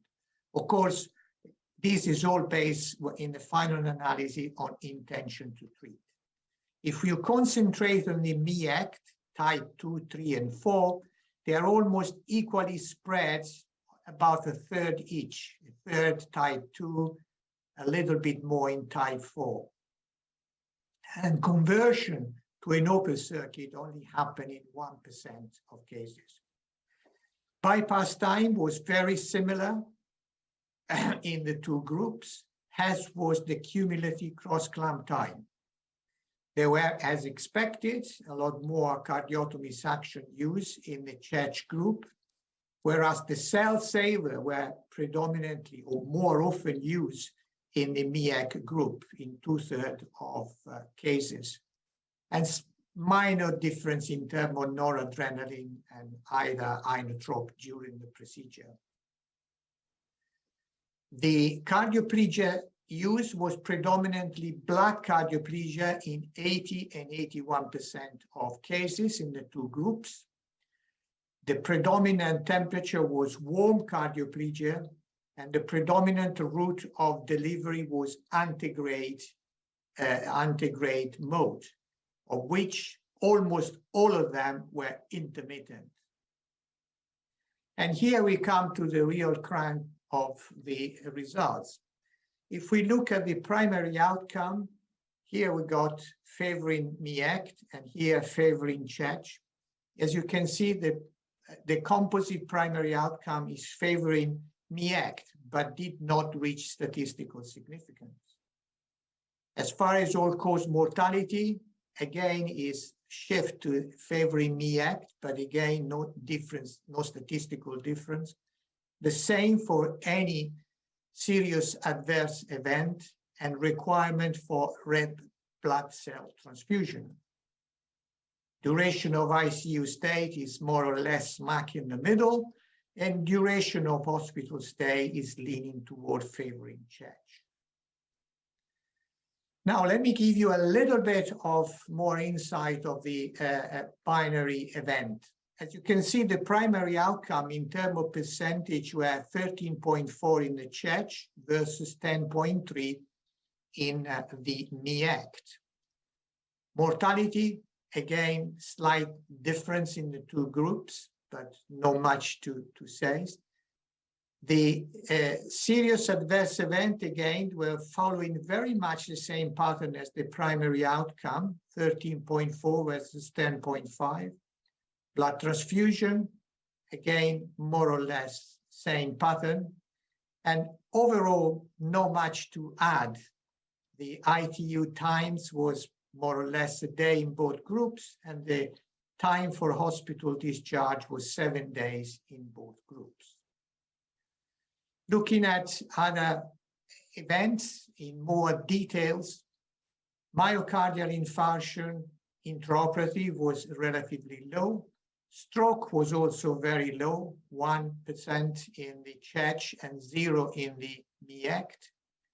Reintubation, 5 versus 2.5. Sternal wound dehiscence, 2.1 went to 0.6.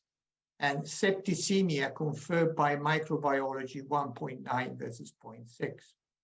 If you look at the overall number of patients, regardless of what procedure they received, I think is interested how good these results are, as if I'm allowed to say, a testament, obviously, to the quality of the surgery performed in these 14 units across Europe and Canada. A little more of the same. Again, the serious adverse event, as I showed you before, were 13.4 in the CHECH and 10.5 in the MiECT. And again, I have just highlighted a few, like, for example, SVT-OF requiring treatment, 1.7 versus 0.4. Inotrope usage seemed to be a little higher in the MiECT group. Vasodilatation or vasodilator usage goes exactly the opposite way. And these are all the other complications which are surprisingly in incredibly small percentage figure. Again, as I said, a testament to the quality of the surgery in all these 40 units.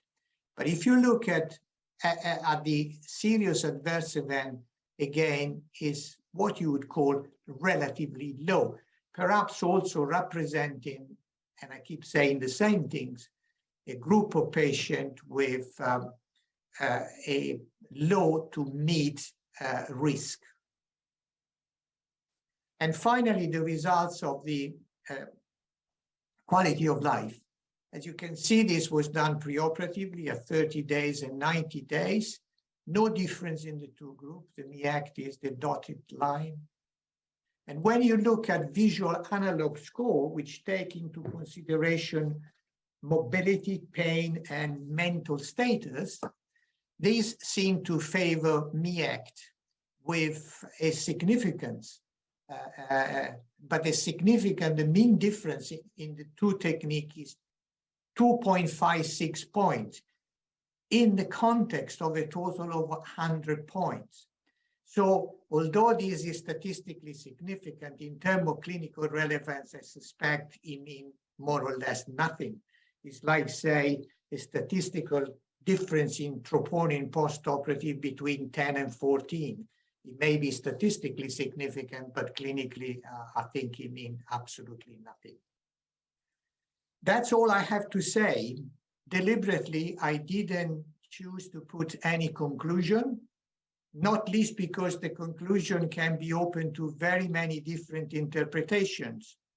And I very much hope that for the next 20 minutes, half an hour, there will be different view, if you like, or certainly a lively discussion.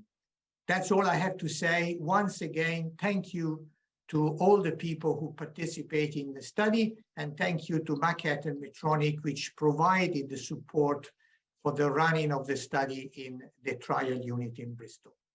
Thank you.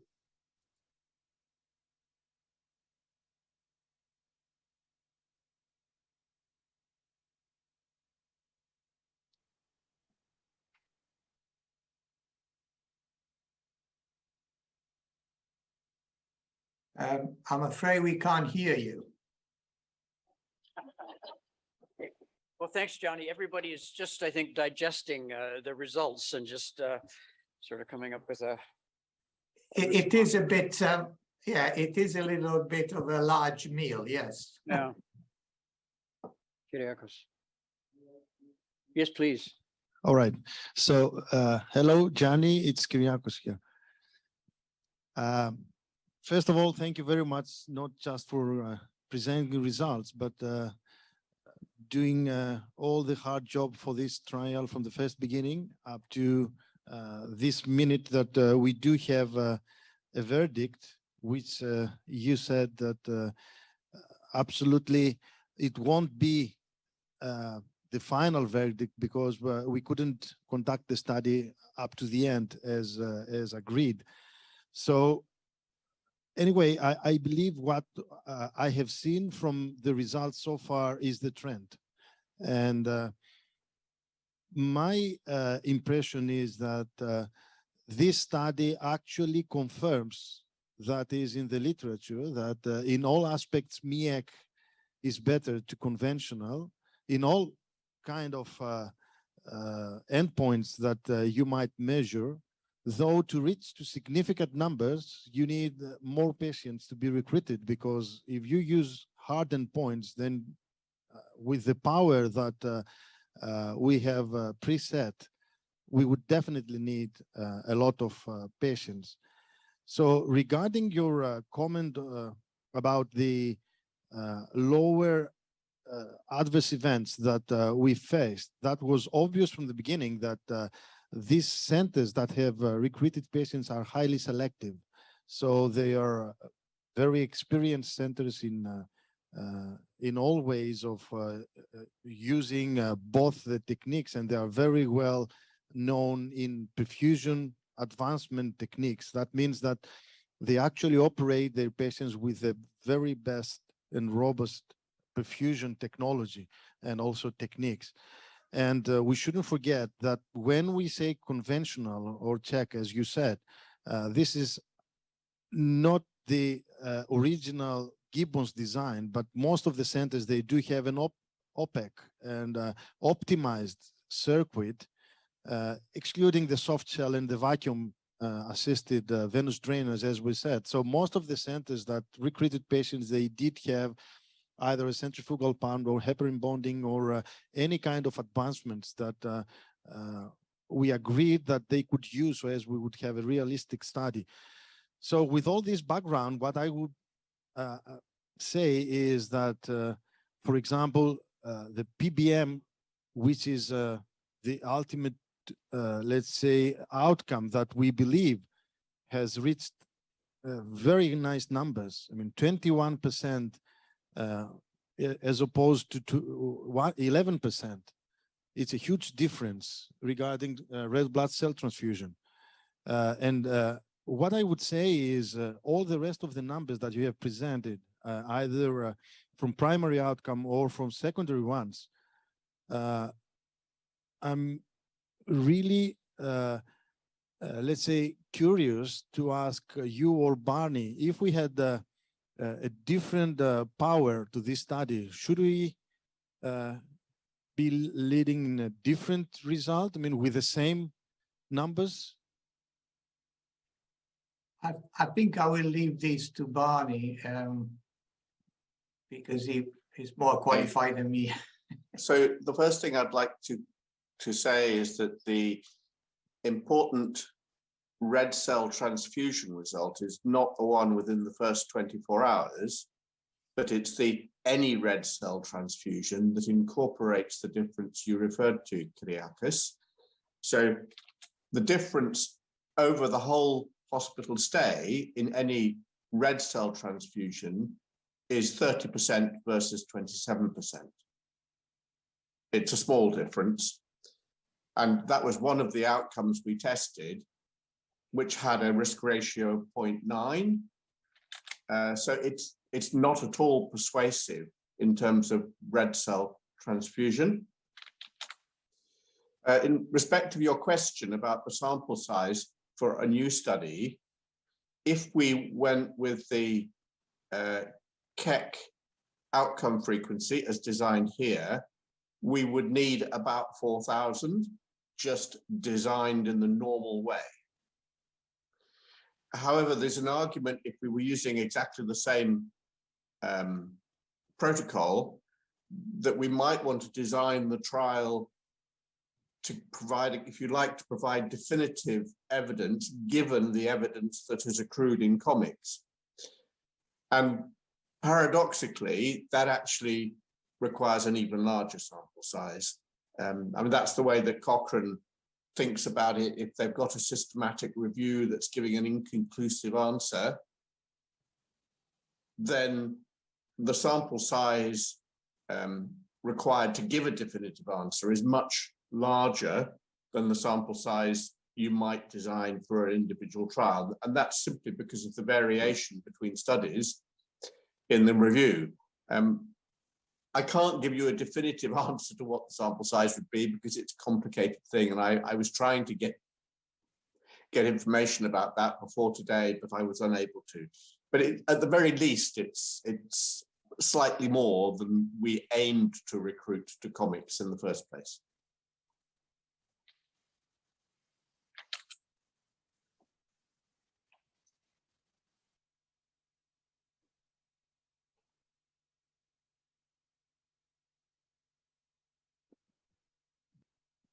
I'm not sure if I missed it, but I'm just wondering if you looked at cardiac index in terms of between the two circuits.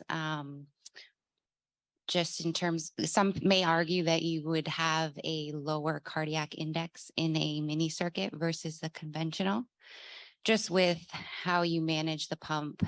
So I'm just wondering if you looked at that or if you have any comments with your experience using mini circuits, with the cardiac index being a little lower. Well, we didn't look at that parameter, and this was a very pragmatic study where each unit was using his own technique, whether it was Church or MiECT. I don't know if there is any perfusionist from some of the units or maybe who can comment on that, but this was not part of the data collection. As I said, it was a very pragmatic study where each unit ran, whether it was conventional or MiECT, in his own way, although there were some specific prescription for one and the other technique. Thank you. Yeah, I think we only looked at actual components of MiECT, and we did, but I mean, that wouldn't be the primary study or primary responsibility of the study. I mean, we could actually look into different aspects of MiECT, like we had the different type 2, type 3, and type 4.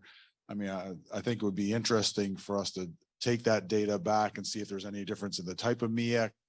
I mean, so there's a number of things that I think we can do, but yeah, we weren't looking specifically at flows and calculations, and there wasn't a lot of perfusion parameters that we were actually looking at, to be honest with you. Okay. Hello, Gianni and Barney. I'm Polychronis. How are you? Very well, very well. Yeah. Good to see you. Nice to see you. I would like to actually ask Barney if you have any idea of the number of units transfused, because actually when telling any patient transfused, I would like to stress that we follow the liberal strategy in transfusion. So either being operated on minimal or MiECT or to conventional, you could have even 1 unit of blood transfused at any point during your hospital stay. So it's actually the number of units transfused, because we have patients on minimal invasive taking 1 unit of blood, and on conventional coming out of theater with 2 units of blood in the ICU. So I think we need to look at the number of units rather than any blood transfusion.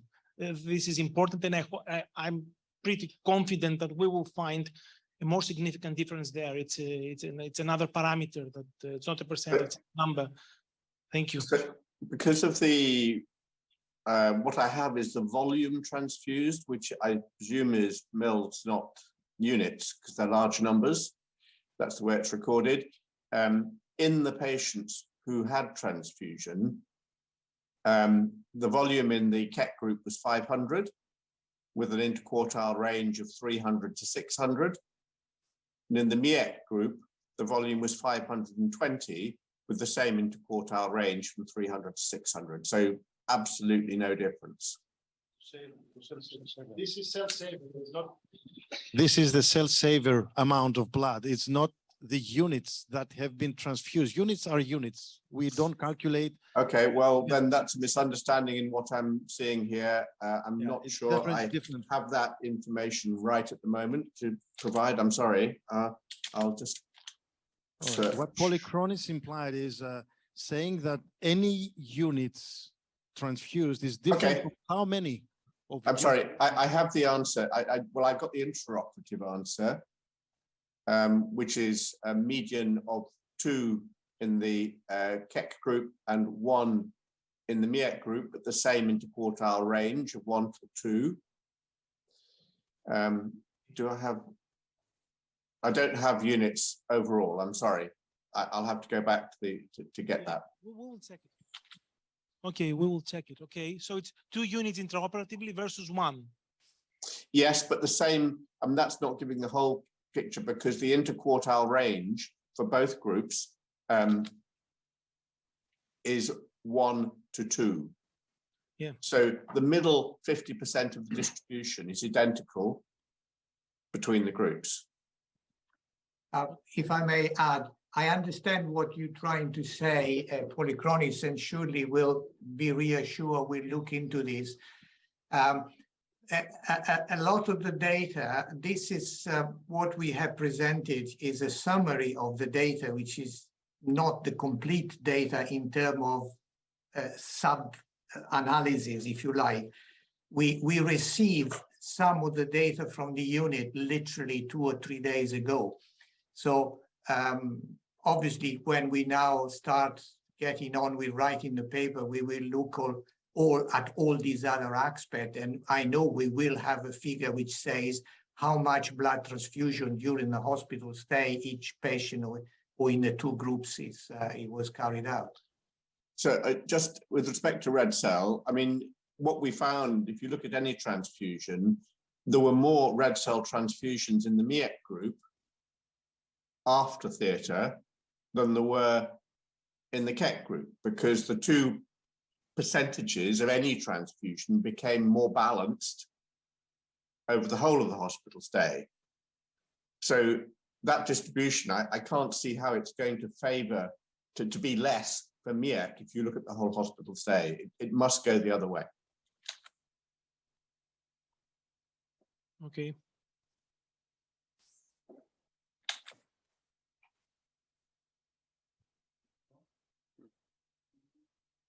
Have any? No comments. You want to carry on with the next? Yes. Yeah. Well, I guess, that's very important to hear these preliminary results. And I think now we're going to carry on with the second session. So thank you very much, Barney and Johnny. Appreciate your input. Could I just say one thing before we close? Yes, please. I mean, we've talked a little bit about the future comparing MiECT with Keck. If that future trial uses a more up-to-date conventional circuit, which you've described some centers already using in normal care, then you would expect the difference between the groups to become smaller. And that, of course, makes a larger sample size. So I just worry about a future trial of that kind, certainly with objective outcomes, because I wouldn't expect, even if you take the risk ratio we found of 0.76, 0.77, that's going to be smaller if you're using an updated version of conventional bypass. I'm sorry, that's all I want to say. And if I may finish, I would just say that we will circulate these slides, and we will now work on producing a draft in the next couple of months, which we will circulate to all the unit and the individual. And I'm sure we'll be able to have an excellent publication, which at the end of the day is going to be still the biggest study ever done in this area. And thank you again to everybody. Thank you very much. Hi then.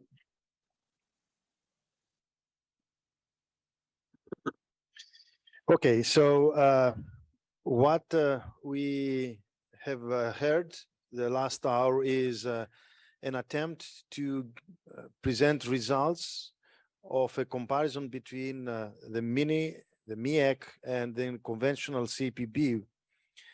The thing is that this trial, as you have heard, has been designed based on Titer 2 results regarding adverse outcomes and mortality. And that was in a different era and came from centers that are not dealing that much with perfusion. That means that they were dealing more for their surgical technique rather than in a holistic approach as the centers that have been recruiting patients in the COMEX trial. So what we found out from the beginning in this trial is that the outcome that was preset was very high. And we knew that to have a significant statistical difference, we should have a big number. Initially, that was estimated to 3,750, but very early from the first patients that have been recruited, it was estimated that we would go to 1,000 more and maybe even more, depending on the results we would have from our patients. The other thing that we found out is that in this trial, we had very, let's say, low-risk patients. As you have seen, Euroscore is around 1. And we know, we have many times has said yesterday that when you want to have the maximum benefit from this technology, you need to have a patient that is actually higher risk from the average, because the average patient can have a favorable outcome irrespectively of what you would do. And it's based more on the surgical technique rather than any other intraoperative parameter. Though if you operate on a high risk, then what counts equally to the surgical technique is the performance of both anesthesiologists and perfusionists that will support intraoperatively not just the patient, but the organs and the long-term outcome of this patient. So with this background, we said that, for example, the endpoints that have been used, it's not all of them perfusion related, as you have seen. For example, I don't know if all stroke rate is perfusion related and is not the surgical techniques related, as John Merkin keeps saying about the aortic scan and so on. And also we haven't included some very much perfusion related parameters like acute kidney injury stage 1 or 2, which is obvious perfusion related, because if you operate on a patient that is completely normal into his kidney function and you render him to have a kidney injury with a creatinine of double, even though he would not go to dialysis, you still have an insult that is definitely due to interruptive perfusion, irrespectively if this is due to the CPB used or the postoperative after the CPB condition. But after CPB condition mainly is based on the intraoperative performance, intra-CPB performance. So with all this, what we said is we will go for another trial, since this had to be stopped due to the COVID situation, with, which actually extended too much the period of recruitment, and we would need another 3-4 years. So would approximately reach up to 8 years to present results. It would be a very biased trial because it will include different periods.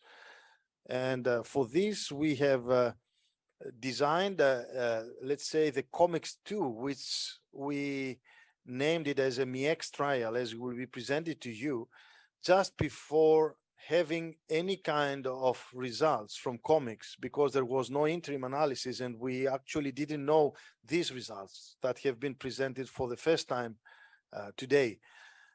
So what I would say, and I will stop here, is that the MiECT trial is succeeding COMEX, and it is, let's say, a more pragmatic trial that will try to sort out the issue of comparing both techniques.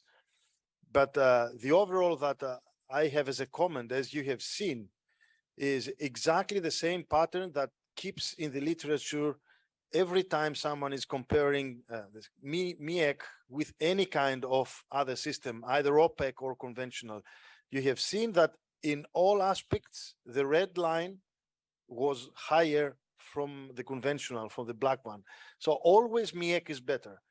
How better it is depends on how many patients will you study and how sick patients will you operate. So with this, I think the successful study is the one that would have an outcome, a realistic outcome to patient advancement care. And I believe that this is what can be seen in the results that has so far have been demonstrated by the Bristol group. So I believe it's time now to see how the COMEX-2, that is MiECT trial, has been designed, and what we are expecting from this trial. And then we would have comments from you all about what we are doing as a society. So Polychronis will present you the new trial that has been already launched before having the results. So we have no bias about what we had so far. So thank you. So along the same steps that we've seen with COMEX trial, we will follow with the MiECT trial. That's minimally invasive versus conventional cardiopulmonary bypass in patients undergoing cardiac surgery. And there's actually one question: do we really need another study on extracorporeal circulation? And the answer is yes. The answer is yes, because as I said previously, we always need more and more evidence. Things changes. I always think of the cardiologists, you know, they're performing new studies with every new material that they have. So they replace one study with the other. This is not bad. This is good for advancing technology, for advancing patient care. This is not bad. So we do need another study on extracorporeal circulation, incorporating the knowledge and the experience that we have accumulated during the last 3 or 4 or 5 years. And I'm still showing again, Rob Baker, that cardiopulmonary bypass is not one single entity. So even if we ask any of you in any center, you make something different. So it's not one device or one drug that we use, which is also very, very difficult to find, to design a study. So we mean that we have a machine that is composed of different components, and everyone is doing a different strategy. And it's not only the device in cardiac surgery that matters. That's what we said with MiECT. It's not only the cardiopulmonary bypass, it's the strategy and all the other parameters. So there are a lot of things to control. And I believe that we still facing that as we face conversion from conventional to optimized. So we now do not have a conventional. Conventional is an understatement. Conventional is something that we use in order to keep up with the literature. So really in advanced centers that we use for the study, nobody's using conventional. It's using an optimized cardiopulmonary bypass together with optimized technique.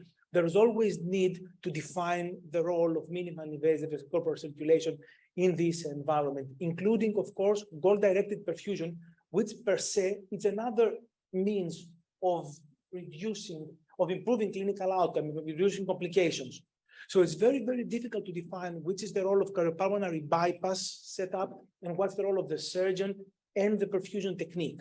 And we tried, let's say, after communicating with the centers and after extensive discussion with Professor Angelini and Professor Reeves in Bristol, who have actually designed a very, very nice study, we thought that at first conventional CPB is not as safe and effective as MiECT. And this is actually what was coming off comics, that we will find very, very hardened point differences that could actually replace one circuit with the other. But what we found out in the way, what you are doing in everyday practice is that this type of conventional cardiopulmonary bypass, if we call it conventional, which is not conventional, is absolutely safe and effective in cardiac surgery. So actually, we cannot, let's say, pursue to find difference in mortality to say that something is better than the other. We do not aim to find differences in stroke rate, which per se it's very, very low, incorporating techniques like epi-aortic scanning or goal-directed perfusion. But we can try to define whether using minimally invasive extracorporeal circulation, even with this setup, offers clinical advantage over using an optimized or old-fashioned design, and this will reflect a difference in the clinical outcome, as we'll see. We actually, when we were designing the COMICS trial, we didn't have the results from the GIFT trial, which actually showed that what is the effect of goal-directed perfusion? Is it an effect in neurological outcome? It may be. It may be. If we had neurocognitive outcome results or delirium results, we may have found results in neurocognitive outcome. But in terms of the clinical endpoints that we use in everyday life, we found that goal-directed perfusion actually is reflected in the kidney function, in renal function. So actually, goal-directed perfusion can actually optimal perfusion can show a difference in the kidney injury. That means, on the other hand, not optimal perfusion. This is the target that you can aim for. And actually, as we said, we need to design a new trial because perfusion matters and it will always matter in cardiac surgery. COMICS trial followed what the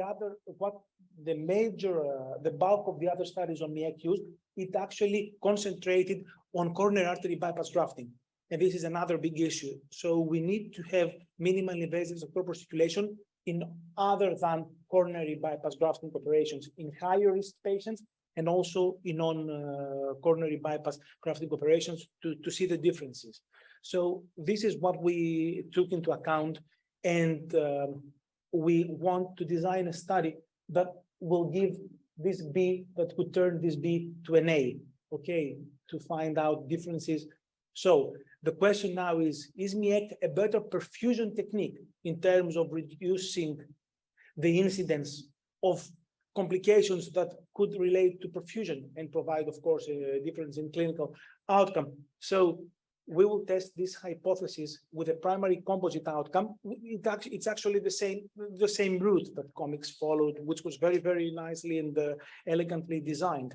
So we'll have a composite primary outcome 30 days after the operation, and secondary outcomes will include red blood cell, other blood cell transfused, duration of ICU and hospital stay, resource use, and health-related quality of life.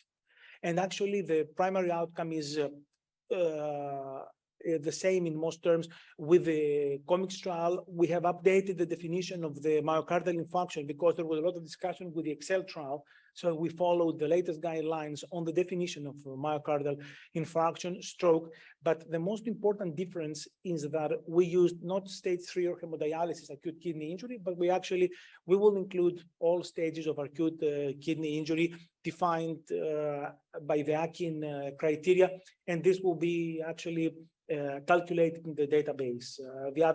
The other complications are mechanical ventilation, more than 48 hours, reintubation and reoperation, and septicemia confirmed by microbiology. And the secondary outcomes is the blood protein transfused, postoperative incidence of atrial fibrillation, ICU and hospital stay, delirium, and all the serious adverse events. And another big difference is that by definition, we will make this trial including 50% of coronary cases, and the other 50%, let's say 2/3, that means roughly 35% of AVR compared to 15% of AVR plus coronary artery bypass grafting. So the percentage will go down from 85, and it was 84% in the comics trial, coronary artery bypass grafting will go down to 50%. Even if it means that we need to prolong the trial. So we will not publish a trial that will have 85% coronary artery bypass grafting, and this applies to the real world. The eligibility criteria, they are very, very free. There are no restrictions. Adult patients, not overage, undergoing elective or urgent CABG, AVR, or combined type of surgery. And there are very, very minimal exclusion criteria like emergency operation, major aortic surgery, contraindication or objection, anemia or blood disorders, and inability to give informed consent. And we have calculated that with conventional, or what we say as conventional cardiopulmonary bypass, the outcome will be 20 to 23%, the primary outcome. And we opt for a difference of 30%. So with a risk ratio of 0.7, this makes a difference in 6%. So let's say we aim for 22% to 16% incidence of primary outcome, and we have calculated with the attrition rate a target sample size of 1,300 patients randomized in 2 arms, 615 conventional and 650 to minimum invasive extracorporeal circulation. And who will be the lead center? The lead center will be a new center in Aristotle University in Thessaloniki. It's called Special Unit for Medical Research and Education, belongs to the School of Medicine, and it's Professor Papazis, who will be the lead, who will coordinate the study with chief investigators. This is the center, the Special Unit for Biomedical Research and Education in Aristotle University in Thessaloniki. Chief investigator, Professor Anastasiadis, this is me. This is via HEPA Hospital in Thessaloniki. It's from the top. And principal investigator for EU countries is Andreas Liebold. This is the Ulm Center, and I'm very, very happy to announce that a couple of days ago, Andreas Liebold received the IRB approval, and he's almost ready to recruit patients in the study. For non-EU countries, that includes UK as well, it's Prakash Punjabi, is the editor of Perfusion Journal, that will coordinate these centers. And we aim to include Hammersmith, Hull, and Cambridge. Serdar Gunayuddin, you've heard him yesterday from Turkey, from Ankara City Hospital. I think he said they have more than 3,000 beds, and they are performing about 3,500 cardiac procedures annually. So it's actually a huge center of cardiac surgery. He's doing minimal invasive as well. Professor Dr. Elazar is here with us, and I hope you know this guy. It's Cyril Heserik, who is the gatekeeper of the over the Atlantic centers that would like to operate on MiECT. And I was thinking yesterday that actually you are still, so MiECT will go from Toronto General and Cyril to the rest of the United States. And I mean, if this happens, you will get a big credit. The United States, the North America is equal or bigger than Europe. We aim to recruit centers from Russia as well. Russia is very, very interested in recruiting patients, and Russia is another 250 million citizens country. So I believe that there has been a great demand for including centers, including in the study. So these are, let's say, the puzzle of the centers that we aim. They have all conducted us and are willing to take part in the study. Thessaloniki, Ankara, Bern in Switzerland with Hans-Job Jenny, perfusionist, Hull in the UK with Alex Kale, Papworth with Narain Murjani, Brownsville with Ingo Breitenbach, Ulm, I said, Bari with 2 centers, Bari with Dr. Nasso, and Dr. Moscarelli has recently moved to Palermo, Toronto in Canada, Hammersmith, Prakash Punjabi, Göttingen, Ashraf El-Ezawi, Coswig with Adrian Bauer, Kiel with Thomas Puller, Regensburg. Regensburg is the landmark center for minimal invasive corporal circulation. This is where it was born. They have expressed interest in recruiting patients, so I believe that this will be an asset to the study. Ancona with Marco Di Eusanio, who is actually an expert in minimal invasive cardiac surgery, and Berlin with Professor Stark and perfusionist Mr. Dreisler. They are very, very interested in taking part. So the most important thing is that this study is under the auspices, under the care, under the care of MiECT, which the whole society, I think, will assist. So how can I take part?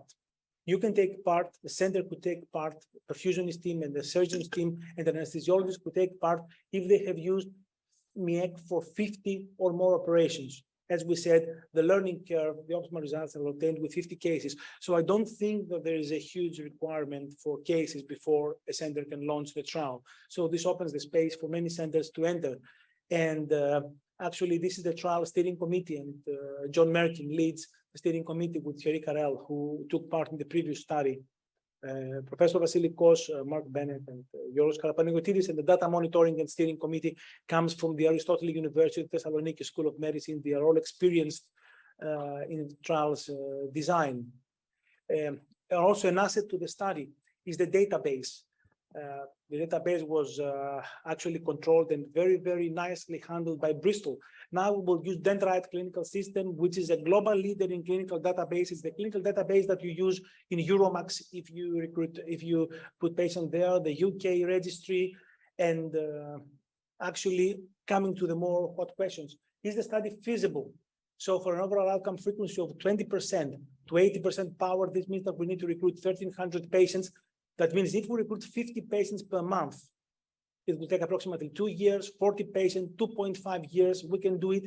30 patients per month, it's 3 years and 4 months, it's still feasible. So we go for 30 patients per month, and I think that with all these centers, it will be feasible to do it. If we take 50 patients per month, the study will run very, very smoothly, even if we go down to 30 patients per month. We did that with, we had months with 30 patients in COMICS trial. That's why we are actually confident that we will manage to end up with the study. What's the progress? The study protocol is ready and has been approved by Aristotle University Thessaloniki School of Medicine. Ready. Construction of database ready. Patient recruitment starting on the 26th of May. So this is the first page of the registry. The registry is live. That means that it's out, it's working. It's the Dendrite registry. This is a HEPA, Ulm, and Hammersmith, and these are the first 2 patients entered there. It's a very, very easy to handle database. You can complete patients' data in about 20-25 minutes, which is not a lot of time for a clinician. I mean, it's very, very easy. You just have to click on options. You don't have to write, because writing is difficult for the surgeons, so you don't have to write. You just have to click, and if you are doing something, you're missing something, then there's a message, getting back to you and telling you, please fill this in. So we will keep saying that if we follow the same old thinking, we will get the same old results. So we are actually trying to think better, trying to think differently. John Merkin says, I'm thinking not in the proper way. I'm something I think different from the others, but this makes a difference. So let's think in another way so that we could produce the results that we will see. And I hope that the results will be better, not for the study or for the publication, but for the patients and for the technology. So this is my last slide. This is an invitation for all of you, the invitation for the people that are watching us through the live streaming, for those who will watch us on demand. So this is the announcement that was made in the Society of Cardiothoracic Surgeons of Great Britain and Ireland, the UK Society announcement that the study is going to launch, and all centers that could participate are invited to participate. Thank you very much. Right. So I will just summarize and then maybe ask for any comments from the participants here. First of all, this trial that is succeeding, the COMEX trial, is more realistic, as you have seen, and the outcomes are more perfusion related. Major breakthrough is that the case mix split is more well balanced. Instead of having 85–90% of CABG cases with a Euroscore of 1, and then you try to find any difference that we will never find. Also, none of the centers can recruit more than half of the patients in each group. So if there is any leading center, it cannot do all the cases. So this is preset. The power is also realistic in the era or non-inferiority studies. A power of 80% is more than enough to prove results. Very nice is that our database is the dendrite, international companies which is really specialized in such kind of big registries, and all the GDPR and everything is there online, and you can access that, because if you Google MiECT Live, you will redirect it to dendrite site. Polychronis said about 30 patients per month, but I have to declare that just before the COVID onset, we had more than 70 patients per month in the COMEX trial. That means even if we have our record with more centers that will recruit this time, because from 14 centers, 1 abandoned first year. That was Plymouth. We had just 13 centers. Couple of them, like Bristol, had just and Bern, couple of cases, nothing else. So we actually had about 10–11 centers, and now we are about to have half more. So that is another very big issue for us. And now the cases will be with this design 1,300, which is actually less than half from what has been designed to COMEX trial. So I believe with this study, which is realistic, includes all the OPEC and also the MiECT from highly specialized in perfusion centers, we will have results soon. We hope by 2025 we will be able to present results. And don't forget that we have already recruited 2 patients in Thessaloniki, and we believe Ulm, Ankara, and Göttingen will soon start. And then the British will join with some centers, as you have heard, Cambridge and London. So we hope Toronto will start soon. And this is something significant that MiECT is keeping striving for the best, and for what I have said many times, patient advancing care and not statistics. So this is from my side. Don't know if you have any comment from the panel or the participants here. No, I think we're all, awaiting this. And I think, as you said, learning from the experience with recruitment and with the incidences of adverse events, I think we've been able to fine tune this upcoming trial. So I think this should be hopefully a very definitive response. John Merkin is leading the steering committee, so his comments are always constructive. I don't know if Ashraf has anything to comment with comics and MiECT studies results or designs. No, the definition of low-risk patients and for TAVI is a Euroscore or logistic Euroscore of 0 to 4% predicted mortality. So of course, if you have a large study with a Euroscore of 1.2, what would you classify these patients? Low risk or ultra low risk or no risk patients? That's and we have only 6% combined procedures. Yeah, that limits what you're expecting. So it is the most important thing, I think, is that we've said no more than 50% cabbages, because we have to expect a higher morbidity, and this higher morbidity will only come if you go into more complex cases. And I think that we've shown that the last 2 days, if you do octogenarians or more advanced procedures, emergency procedures, you will expect to get more impact. So let's see.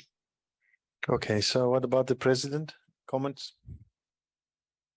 Mr. President. No, I really have nothing to add. I think what I like to see from the comics trial is just some of the sub-analysis as a perfusionist, and I think we could definitely still learn a lot from the comics trial, but I do feel that the new trial will hopefully solve most of the problems that not the problems, but the drawbacks, I guess, that we've encountered from the comics trial. So look forward to starting that. Okay, any other comment from the floor then? Questions? No.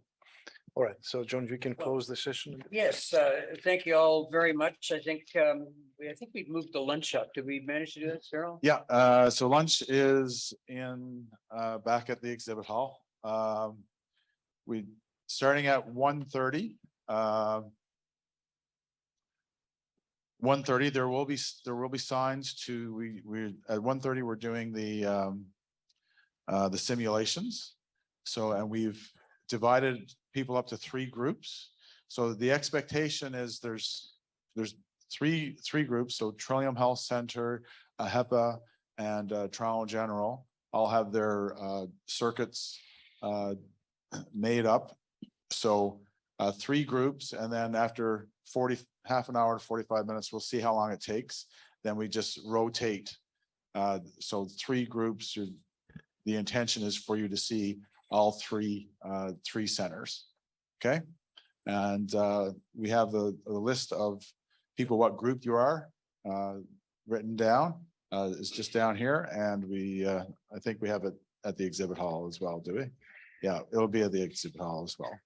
And yeah, so let's enjoy some lunch, and don't forget to sign in, and please, we would like to have your evaluation sheets, so people to sign in evaluation sheets, and those are in Christie's purse right now. So, okay. And then lastly, I guess the dinner this evening. Yes, and yeah, so this evening, just business casual. Dinners we're going to start at 6 o'clock. We'll join for some cocktails, and then I think dinner will be around 7. Nothing fancy. We're going at the Queen's Landing. So basically it's I don't know if everybody knows where it is, but it's basically right across the park from Prince of Wales. Yeah, we're starting at 6 o'clock. So hope to see everybody there. Very good. Thank you.